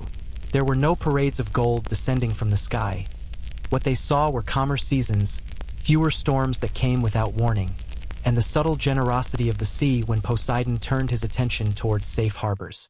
Farmers found their yields steadier because Demeter taught them not to exhaust the soil. Families found their middays less frantic when Hestia's quiet presence warmed their homes. Prometheus watched this with patiently narrowed eyes. He loved the small people with a tenderness that often seemed almost unbecoming in the halls of gods. He continued to walk among them, teaching the craft of working iron with the sober mind of someone who knows a tool keeps both hands and heart safer when made well. The gift of fire had changed the nights, and now the shaping of tools would change what people could make of their lives. But gifts arrive with questions. Prometheus had given warmth. The people used it to bake bread and to sing. They also used it to make sharper things. The god watched for the shape that would form when a species learns both to protect and to harm with the same clever hands. He was not untroubled, but he kept faith in the patient cunning of mortals, in their capacity to be taught carefulness. A will and not to the fish, a sudden appetite in a king for wealth rather than the common good. Each mild shift was a thing to tend, an early worry that, if left unpruned, might grow into thorn. So Zeus made oaths and appointed duties that were small and practical. He gave Hermes the role of messenger, not simply to carry words but to teach the art of listening. He taught Apollo the measure of light, when it should quicken and when it should soothe. Athena was named for wisdom, not as a torch of cold reason but as the hand that taught craft and the careful design of cities, places where sleep would be safe for those who dwelled within them. The gods learned that rule is an apprenticeship to patience. They practiced it by returning to the simplest acts, helping to repair a bridge, teaching a child the tune that makes bread double its rise, listening to an old woman's caution about a soil that is tired. These acts did not make a god lesser. They gave the act of governance a warmth it had once lacked. But the world is not only governed by careful acts, it is shaped by stories. The poets who walked among mortals took to carrying new myths, not only of kings and epic war but of quiet virtues. They told of the small god who would visit a tired household and leave a loaf of the new bread, of the sea god who would flatten a wave when he saw an old boat. These were not stories of spectacle. They were lullabies that taught people how to sleep. Despite the gentleness in governance, there was no forgetting the necessity of firmness. The gods learned to be protectors in ways that did not crush. Their power was a hand that could be used to stop a flood or to guide a stray child home. When disputes arose that could not be solved by counsel, when a river's greed would drown a village, for instance, the gods used authority, but even then with measured sorrow. They did not punish for the pleasure of punishment, but to restore a way of living that allowed the earth to breathe again. In those first seasons upon Olympus, Zeus also had to attend to inner challenges among the gods themselves. Old resentments, the echo of patterns that had been learned in another time, surfaced in quiet ways.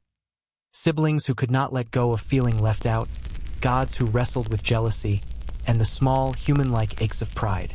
Zeus's council became a school not just for mortals but for divinities learning to hold one another with honesty and tenderness.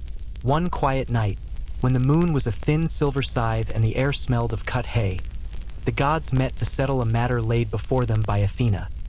Disputes over borders of influence between two neighboring peoples. The argument was not one of grand design but of local habit and ancient habit. Zeus listened. He asked questions. He let each side speak and, when there was no obvious solution, he suggested a festival. A time when neighbors could meet, exchange food, and learn each other's names. It was a small solution, but it worked. The festival brought music that built bridges. Bridges became shared work. Shared work became reasons to rest together rather than to fight. Thus, the rule of Olympus learned to be civic as much as regal. It was a rule that taught people how to look after one another. The gods, in turn, learned that their power was at its best when used to cultivate the conditions for ordinary love to flourish. Warm hearths, steady seasons, and laws that remembered mercy. Not all was still or simple. A few events tugged at the pattern. Prometheus's ceaseless sympathy for mortals would sometimes lead him to acts the council considered risky. Mortals, being what they are, discovered ways to twist gifts to lesser aims. A few storms were rougher than intended. A harvest failed here and there. These things were not ignored. They were the small, inevitable ruptures in life's tapestry. The gods stepped in to repair with patience. Demeter taught improved ways to store grain. Apollo taught new songs to soothe the anxious. The repairs were not always quick, but they were thoughtful and meant to teach continuity rather than dependence. In all of this, Olympus held its breath as a parent watches a sleeping child, with constant, gentle attention. Zeus walked the plain at dawn and at dusk, learning to use thunder as a voice for warning or for stirring the fields when they needed drying, to be a sound that calls a village to fix a bridge rather than a force that breaks it anew. So the early days of Olympus gave shape to a new kind of rule, one stitched from the slow work of care and memory. The gods learned their crafts in real time, listening, nudging, repairing. The people, for their part, learned to sleep under a sky that could both roar and sing, a sky that had been taught what mercy feels like. At the heart of it, the lesson was simple and soft. The world thrives when hands know how to tend and hearts remember how to love. The age was less about sovereign decrees and more about the patient shaping of a culture of care, the kind of culture that makes a child sigh and sink into sleep, safe beneath a blanket that has been carefully mended. In the years that followed, Olympus grew quieter, not in neglect but in confidence. The new order no longer needed to prove itself with spectacle. The gods had learned to speak softly, and the world listened better when they did. The seas calmed more easily to Poseidon's hum. The fields ripened with Demeter's touch before her scythe even moved, and people slept without the fear that morning might bring a god's anger disguised as storm. But in that peace, Prometheus began to feel a restlessness that gods rarely admit to themselves. He watched from the edges of Olympus, down through the veils of cloud to the small fires that flickered in the valleys. He saw mortals working, sweating, dreaming, and in their dreams he saw shadows of doubt. They had fire, yes, they had harvests, but they also had questions. What do we do with this strength? What is the right way to use what we've been given? Prometheus had taught them how to forge metal, how to cook, how to build. Yet there was something missing, a lesson not of hand, but of heart. He saw how mortals began to fashion weapons sharper than they needed, walls higher than they could climb. Fear had begun to live inside them, and Prometheus, who had always loved them too much to be patient, went to Zeus. They are learning to survive, he said softly, but not yet how to live. Zeus, seated among the clouds, listened in that still way of his half-thought, half-thunder. They have been given much, he said. Too much, perhaps. Each gift is a new burden. They must learn the measure themselves. Interfere too often, and they'll forget the lessons of their own mistakes. Prometheus's brow furrowed. But do you remember, Father? Do you remember how it felt when the world was dark, and no warmth answered the skin? I cannot watch them freeze, not in body or in heart. Zeus regarded him a long moment. There was no anger in his eyes, only the weight of long thought. You would warm them again, even if it meant burning yourself. Prometheus smiled faintly. Then let it be so. And so, once more, the Titan descended. Not in rebellion, not in arrogance, but in love, the dangerous, reckless love that does not ask permission. He came to the earth in the shape of a wanderer and walked among the people. They recognized him not as God but as friend, for he spoke their words and shared their bread. He saw their quarrels, their small cruelties, their kindnesses that went unnoticed. He saw how fear could turn to greed, and how loneliness could turn to war. Yet he also saw their laughter, the way mothers sang to quiet children, the way fathers fixed broken toys with tired hands. One night, Prometheus sat by a dying fire in a mountain village. Around him, the air was cold enough to still breath itself. The people had gathered close, rubbing their hands, whispering prayers that had no answers. Prometheus looked at them, their hope small but stubborn, and his decision crystallized like ice. He taught them a second fire, not one that burned wood, but one that burned within. A fire of compassion, of empathy that warms another's pain as if it were one's own. He told them, "The flame I gave before was for your hands. This one is for your hearts. Feed it with kindness. Guard it with patience. Let it burn for one another, and you will never truly be cold." And something remarkable happened. The villagers, one by one, began to share their food, their blankets, their small comforts. It was not magic, not a miracle, but something stronger, the realization that warmth shared is never lost. When Zeus saw from Olympus the faint light that flickered across the valleys, not of woodfire but of mercy, he felt no wrath. He simply closed his eyes and listened to the hum of the mortal world. It was not disobedience he heard, but a harmony long overdue. He called to Hermes and said, "Go down, not to punish, but to understand." Hermes, ever swift and curious, descended in the form of a young traveler. He mingled among the people and saw what Prometheus had done. When he returned, his report was quiet and sure. "They are different now. The fire he gave does not scorch, it soothes. They do not burn forests. They warm each other." Zeus nodded. For a long time he said nothing. Then let it be. Still, the act had consequences. Compassion, once awakened, could not be contained. Mortals began to see beyond themselves. They began to question suffering, not only their own, but the world's.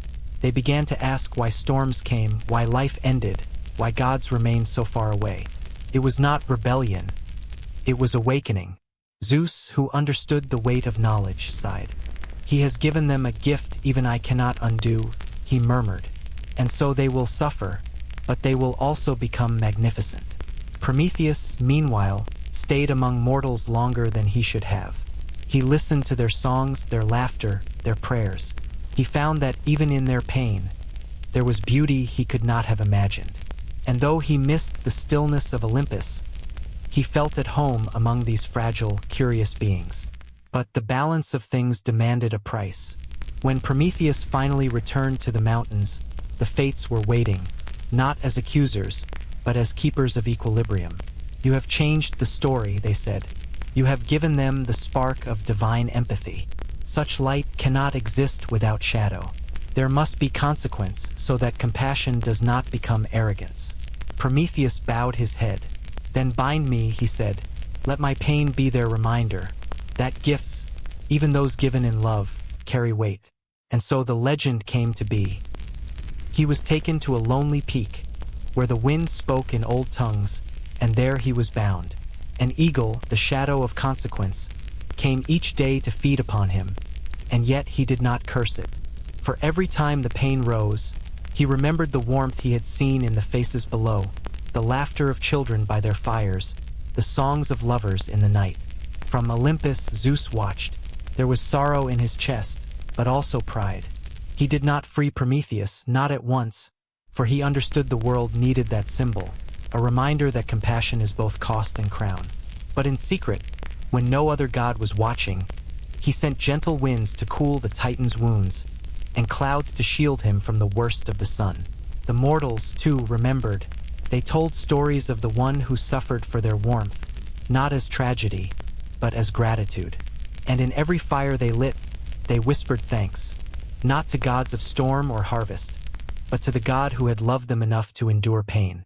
In that way, the balance was kept. Compassion had found its guardian, pain its teacher, and the world, caught between heaven and earth, learned to carry both light and sorrow without letting either consume it.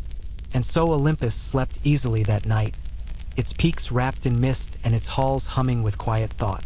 For even among gods, there are lessons only pain can teach, and the lesson of Prometheus would echo through every age that followed, that love is never without cost, and yet nothing worthwhile was ever born without it.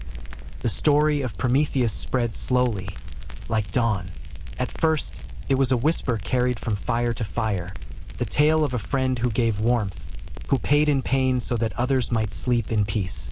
But in time, that whisper grew into something else. It became rhythm, song, story. And through song, humanity began to remember itself. The gods of Olympus watched this quietly. What Prometheus had done could not be undone, but neither could it be contained. The hearts of mortals had become deeper, their dreams more intricate. They were no longer content merely to eat, build, and rest. Now they wanted to understand. It began with music. A shepherd plucking the first lyre string beneath a quiet moon found that sound could ease sorrow the way fire eases cold. His melody reached beyond his flock, up through the calm layers of air, to where Apollo sat polishing the edge of light.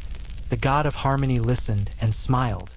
He sent a breeze to guide the shepherd's hand, tuning the notes just enough that the melody became whole. From that night onward, the world began to hum. People learned that pain could be sung, that memory could have rhythm. Laughter became a kind of spell, binding friends to moments they wished to keep. Zeus listened to this new music, and for the first time, the great sky felt not lonely but alive. "They've found their own thunder," he said quietly to Hera, "and it's softer than mine." Hera nodded. "Perhaps they have learned from us, or perhaps we were meant to learn from them." The dawn of craft. Athena, ever curious, descended to the earth disguised as a potter's daughter.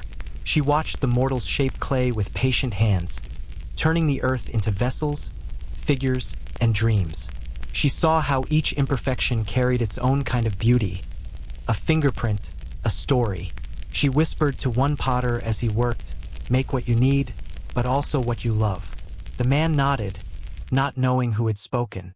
He made a bowl that night not for grain, but to hold water purely for reflection. When it was done, he looked into it and saw not his face but something larger, the echo of time, the gentleness of making. That bowl was the beginning of art. Athena returned to Olympus with quiet pride. "They no longer imitate us," she told Zeus. "They create alongside us." Zeus smiled, though his eyes were distant. "That is both our glory and our danger." The rise of dream. It was Morpheus, the soft god of sleep, who noticed next. In dreams, mortals began to see not only memories, but visions, things that had not yet come to pass. Dreams became maps of what might be. Some dreamed of great cities rising near the coasts. Others dreamed of bridges spanning rivers. Still others dreamed of machines, wings, fire captured not by gods but by their own hands. The gods debated this new evolution. "Should we limit them?" asked Poseidon. "Dreams can swell like waves. Too much and they will drown in ambition." But Hestia, whose wisdom was quiet but deep, shook her head. "Let them dream. Every hearth begins as a wish for warmth. It is not dreaming that destroys. It is forgetting to care." So they let the dreams grow. And mortals, guided by both Prometheus's compassion and their newfound imagination, began to change the world. They built villages that became towns, towns that became cities. They carved stone not only for temples but for beauty. They painted the sea and sky, not out of worship, but out of longing. From Olympus, the gods watched and learned a truth that even they had not known. Krisison begets krisison. Love once shared multiplies, the shadow in the song. But every song has its dissonance. As people grew wiser, they also grew proud. Some began to speak of gods as myths, stories to comfort children. Others built temples not to worship, but to display their own mastery of stone and gold. Zeus felt the first sting of doubt. "They are forgetting," he said, "that we are not their servants but their source." Hera's eyes were soft but sad. And yet, perhaps this was always the way. Children must one day walk beyond their parents' sight. He nodded, but there was thunder in his breath. Not anger, but unease. The kind that comes when a gardener sees weeds creeping toward the roots. The fates murmured in their quiet chamber of threads. It is beginning, the tilt between reverence and rebellion. Prometheus, still bound upon his lonely rock, sensed it too. Between the tearing of each day, he whispered, "Be kind, even to your pride. Remember, light without humility becomes fire again." His voice reached the dreams of mortals, though few understood. A few poets woke weeping without knowing why. A few children dreamed of a chained figure weeping light. Still, the world pressed on. The gods, half proud, half fearful, began to realize what they had built. A humanity not dependent, but becoming. And in that becoming was both beauty and risk. Apollo wrote new music for them, sonatas that taught balance, notes that warned gently of excess. Demeter gave seasons sharper contrast, winter to humble, spring to remind. Poseidon stirred small tempests so that sailors would not forget to pray before venturing out. Even Zeus, in his way, learned to govern by restraint. He did not throw bolts as he once might have. Instead, he sent whispers in the wind, letting conscience become the new thunder. The quiet pact. One evening, as twilight draped Olympus in its pale violet shawl, the gods gathered. They looked down at the earth, at its cities, its songs, its noise and wonder, and they knew that the world had changed forever. Zeus rose and said, "We have taught them all we can through voice. From here we must teach them through silence." The others nodded, though it was not easy. To love something enough to let it go, that too was divine. And so began the Quiet Age. An age when the gods stepped back, allowing mortals to shape their fate. Olympus became a mountain of memory, still present, still watching, but patient. The stars that night shone brighter than they had in centuries. They were not eyes of judgment, but of guardianship. And beneath them the world sang, not the songs of worship, but of life. Zeus listened, head bowed, and for the first time, felt what mortals called peace. "Let them sleep beneath the sky they now call their own," he murmured, "and let our thunder rest, for a long and golden while the world learned to breathe on its own." Children were tucked beneath quilts that smelled of straw and thyme. Fishermen hummed as they mended nets. Old storytellers sat by fires and taught the shape of seasons with quiet hands. Olympus watched with a tenderness that had the patience of 1,000 careful stitches. The gods had stepped back, and for a time, flourishing came in small, human-sized measures. Yet life is a river that widens, and rivers sometimes find new channels. The gifts the gods had given, craft, fire, song, law, began to gather like light on the surface of the water. Where once a village had a single smith, cities now kept many. Where once people bowed before the mystery of the sun, now they tried to hold its image in stone. With skill came wealth, with wealth new wants. Ambition arrived as a gentle question at first. What more might be done? Ambition wears many faces. Sometimes it is the honest hunger of a mind that wants to learn. Sometimes it is a restlessness that mistakes appetite for destiny. In a few of those growing cities, ambition took root as a quiet pride. Craftsmen competed not to share better bread, but to carve the tallest pillar. Poets sought applause rather than truth, and a few rulers began to hoard offerings meant for shared hearths. Small slights became seeds. An insult at a market square found its echo in a hall of stone, and a rumor swelled like foam at the lip of a wave. Men and women, who had been given tools to make life soft, found new uses for them. To outshine, to tower, to be remembered. Where empathy had been taught as a warm flame, some learned to keep that flame as a lamp for their monuments. The gods noticed. Zeus felt the first prickle of a storm that was not weather but conscience. He watched a city raise a tower that sought to pierce the clouds as if to rival Olympus. He watched the folk there sing not lullabies but hymns to their own greatness. Hera, who had taught the dignity of vows, frowned at marriages turned into power plays. Demeter saw fields driven beyond reason, fed not to nourish but to sell for prestige. Even Prometheus, though bound, felt the hum of danger in the gifts he had given. It was neither instant nor dramatic. The first clash came over a river and a road, two lifelines that run through every human tale. One city had built a bridge too high and charged passage so that others could not cross easily. Another, poorer city depended on that crossing to bring grain in time for winter. The new rulers of the wealthy city saw this as shrewd governance. The poor saw it as an affront that would starve children come frost. Negotiations frayed. Pride hardened into edict. Small councils called for mediation, and the Olympian court offered gentle counsel. Share the bridge at certain times. Exchange grain for craft. Let neighbors sleep sounder. For a while, these were workable remedies. But beneath the polite agreements, resentments simmered.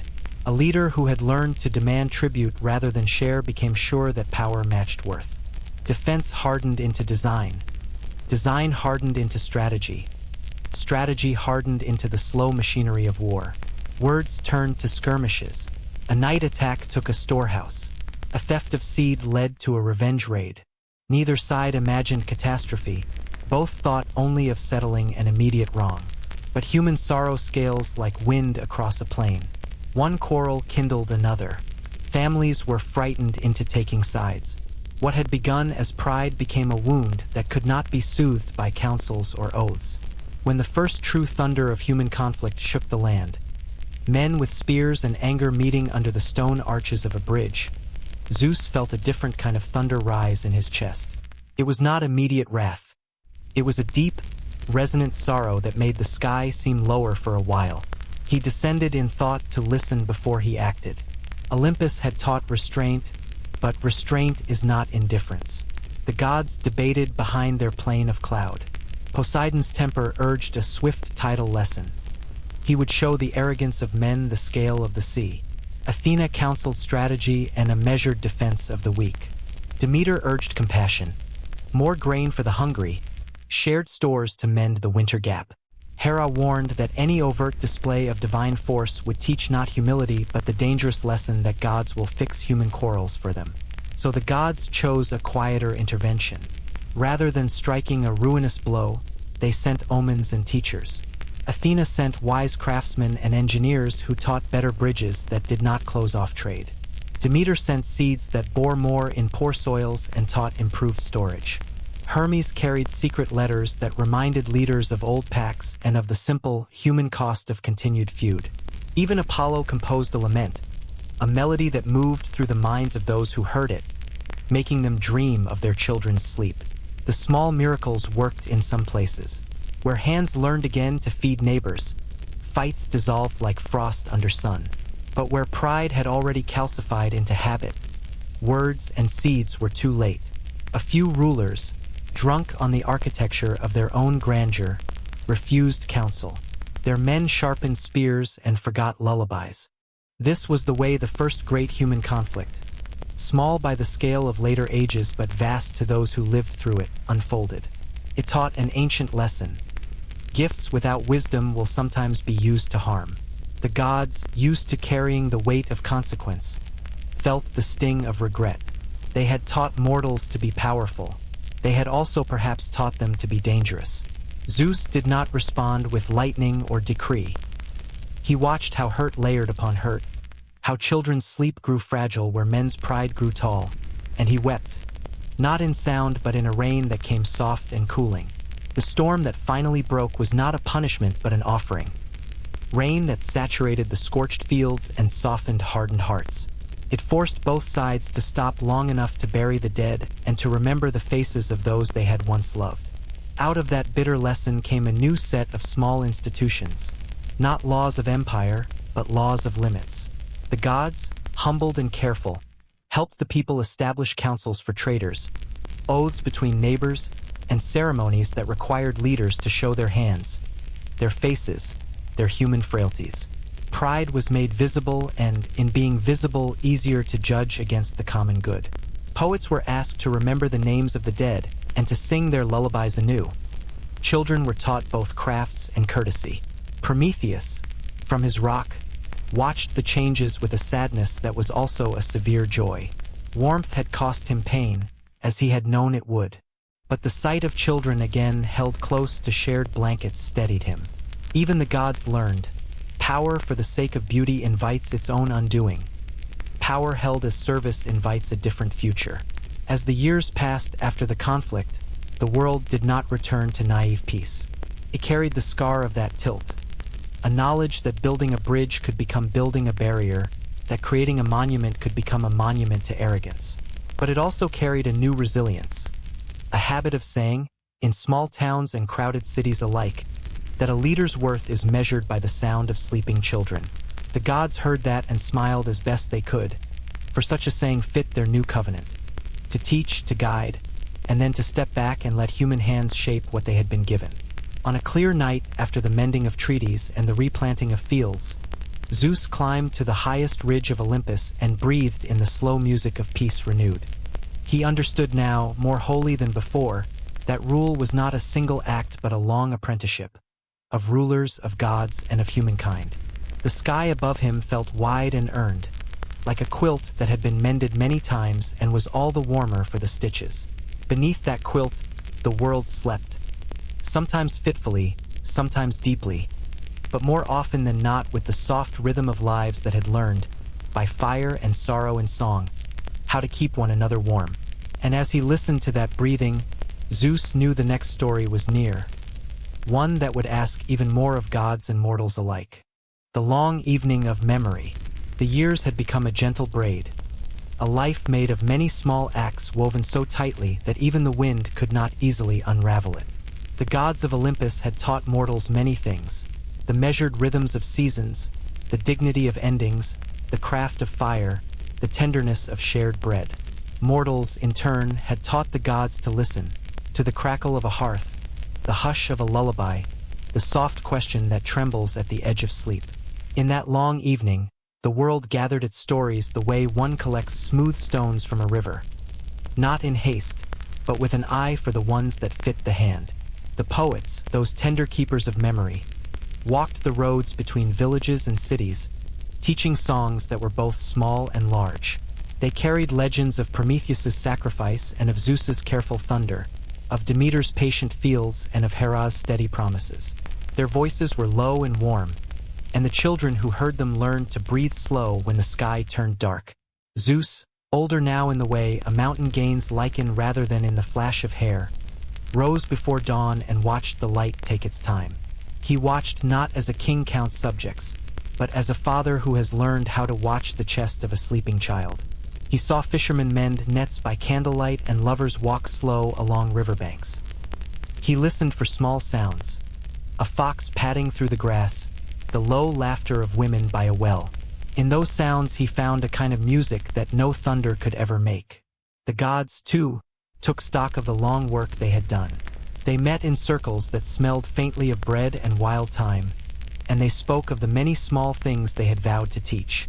Some of them, like Athena and Hermes, still delighted in cleverness and invention. Others, like Hestia and Demeter, cherished the steady acts that let the world sleep. They remembered Prometheus with a hush full of thanks and sorrow, and they watched the people whose fires still glowed in valleys like soft, deliberate stars. One twilight, Gaia herself rose gently to the rim of her green world and breathed to those who listened the oldest kind of counsel. "Tend your roots," she murmured. "Love your small circles. Build beds that will hold others. Remember that every warm hand once belonged to a child who needed holding." Her words drifted like seeds. They nested in hearth conversations and in the petitions made at low shrines. People did not always obey immediately, but the counsel found its way into many kinds of life.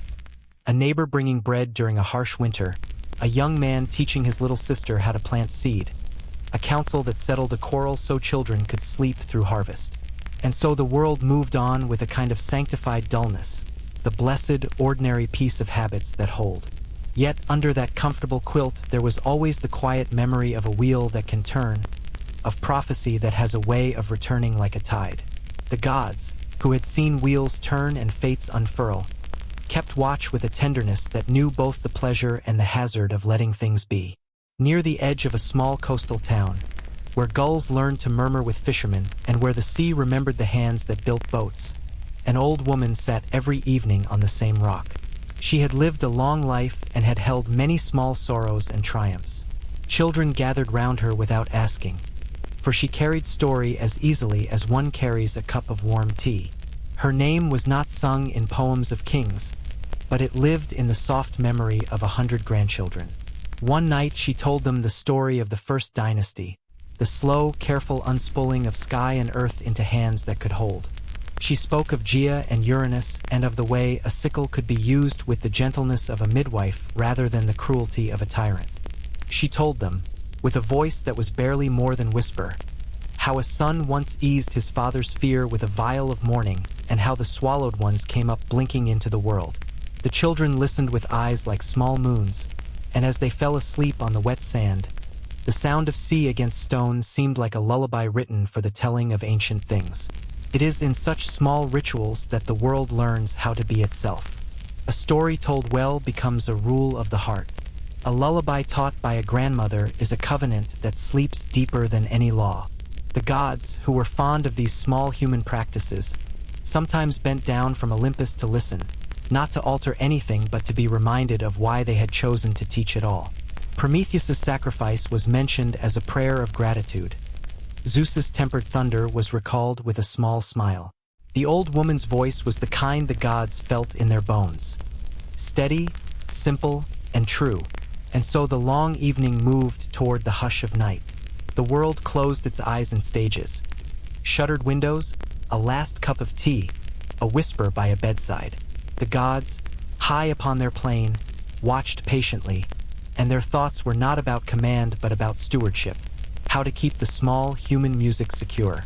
They had learned that to rule was to teach the world to hold itself, and in that teaching lay the soft promise that even as time spun on, someone would always remember to feed the fire on a winter night. Time continued to pass with the particular dignity of things that do not hurry. The cities grew as cities must, but they grew in layers like a slowly built mosaic, an honest balance of market and garden, temple and workshop. New artisans learned to craft not merely for spectacle but for the quiet goods that let homes breathe. A well-shaped cup, a soft bed, a lyre tuned to lull the small ones to sleep. These were the measures that mattered to the many. In this age, heroes still appeared, but they were sometimes small and domestic rather than grand in mythic violence. A woman who taught neighbors to save seed through a hard winter became a whispered kind of saint. A carpenter who built a bridge that did not demand tribute found his name carved into stones that would last generations.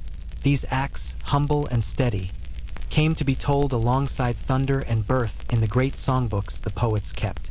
Yet the memory of ambition, of the bridge used as barrier and the tower raised too proud, remained as a cautionary line in many poems. Poets taught not only of glory but of limits, that human hands are fine for making a cradle but poor for bearing a throne. They wrote of balance, of the soft laws the gods had taught, of how a ruler's greatness should be measured by the sound of sleeping children. In plazas, apprentices recited such lines as if they were prayers, and these recitations became a kind of civic education. The gods watched this teaching with a quiet pride. Athena, who loved the craft of careful making, walked among city workshops disguised as a young assistant. She taught a potter the subtle curve that makes a bowl feel safe to a child's grasp. Apollo taught musicians to make minor chords that help the mind fold into rest. Hestia's warmth was carried in the hands of women who mended torn robes and in men who learned to share their hearths with those who had less. The divine arts that had once seemed unreachable by human fingers became daily practices that knit communities together. Mortals, in their turn, learned to measure their own power.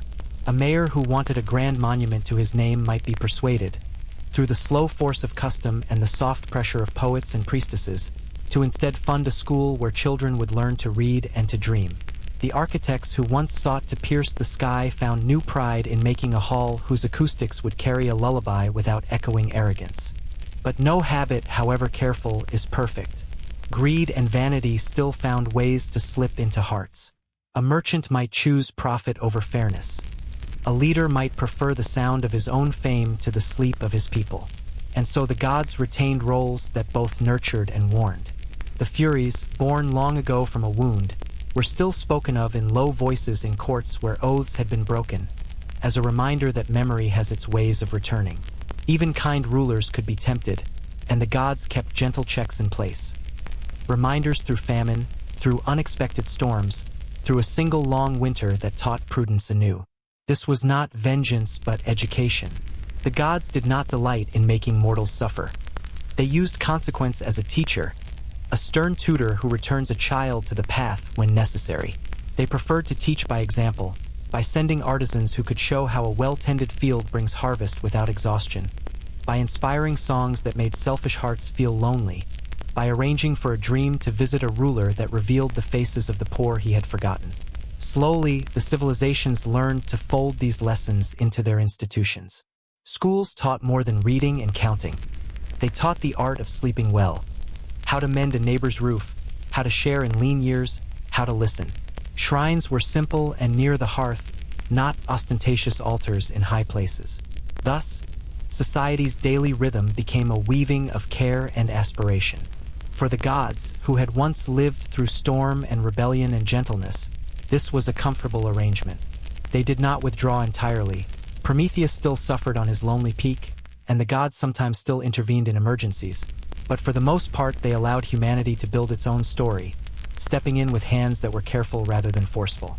And in the quiet of those centuries, songs multiplied. Lullabies were learned by heart and passed from mothers to daughters, fathers to sons. The melody that had soothed the first sleepers became a family thing, a secret code that let people know care was near. In every village, the final sound of day was a soft, repeated verse, a promise to the children that someone would keep the world safe enough for their dreams. Thus, art and law, craft and compassion braided themselves through the daily lives of mortals. Monuments were replaced by schools, trophies by warm loaves, and though the gods remained, their greatest delight was to watch the world do what they had once taught, hold itself. Even in this settled age, life holds surprises. The tapestry the gods and humans had woven was strong, but it was not immune to new threads. Chance, misjudgment, grief, and the curious tilt of future desires. A drought came in a year when many had grown complacent. Rivers ran low and wells whispered of old rains. Crops withered where once fields had been generous. People grew anxious. Leaders argued over stewardship and blame. Old habits were tested. The gods, who preferred to teach gentle lessons, found that the drought would not yield to gentle counsel alone. Demeter, whose heart had been attuned for so long to soil and seed, felt the ache of this season as if a child had fever. She walked among the villages and pressed her palms to the cracked earth. She taught new methods of saving water, of sharing reserves and digging carefully to preserve springs. Where men were petty, she set the shade of a cloud to cool tired hands. Where leaders hoarded, she taught the rhythms of giving by sending a sudden bounty of grain to the needy.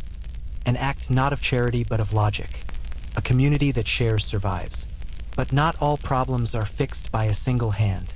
The drought made old resentments flare.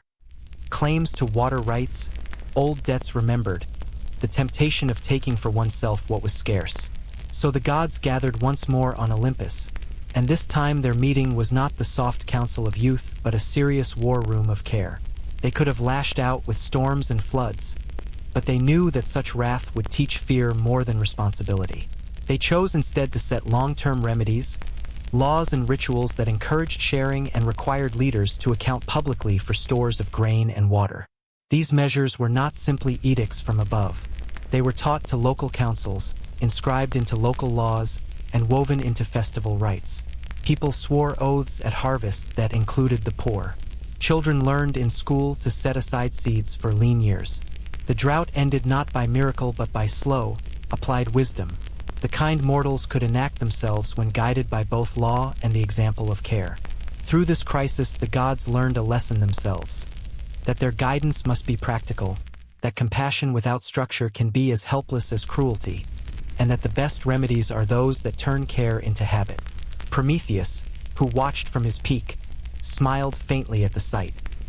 His people were learning to bind the fire of compassion into routines that could weather drought and want. The quiet reckoning also came in more intimate places, the slow unmaking of private hubris. A ruler remembered for building a proud tower found his children unmoved by legacy and longing only for the small warmth of a shared bread.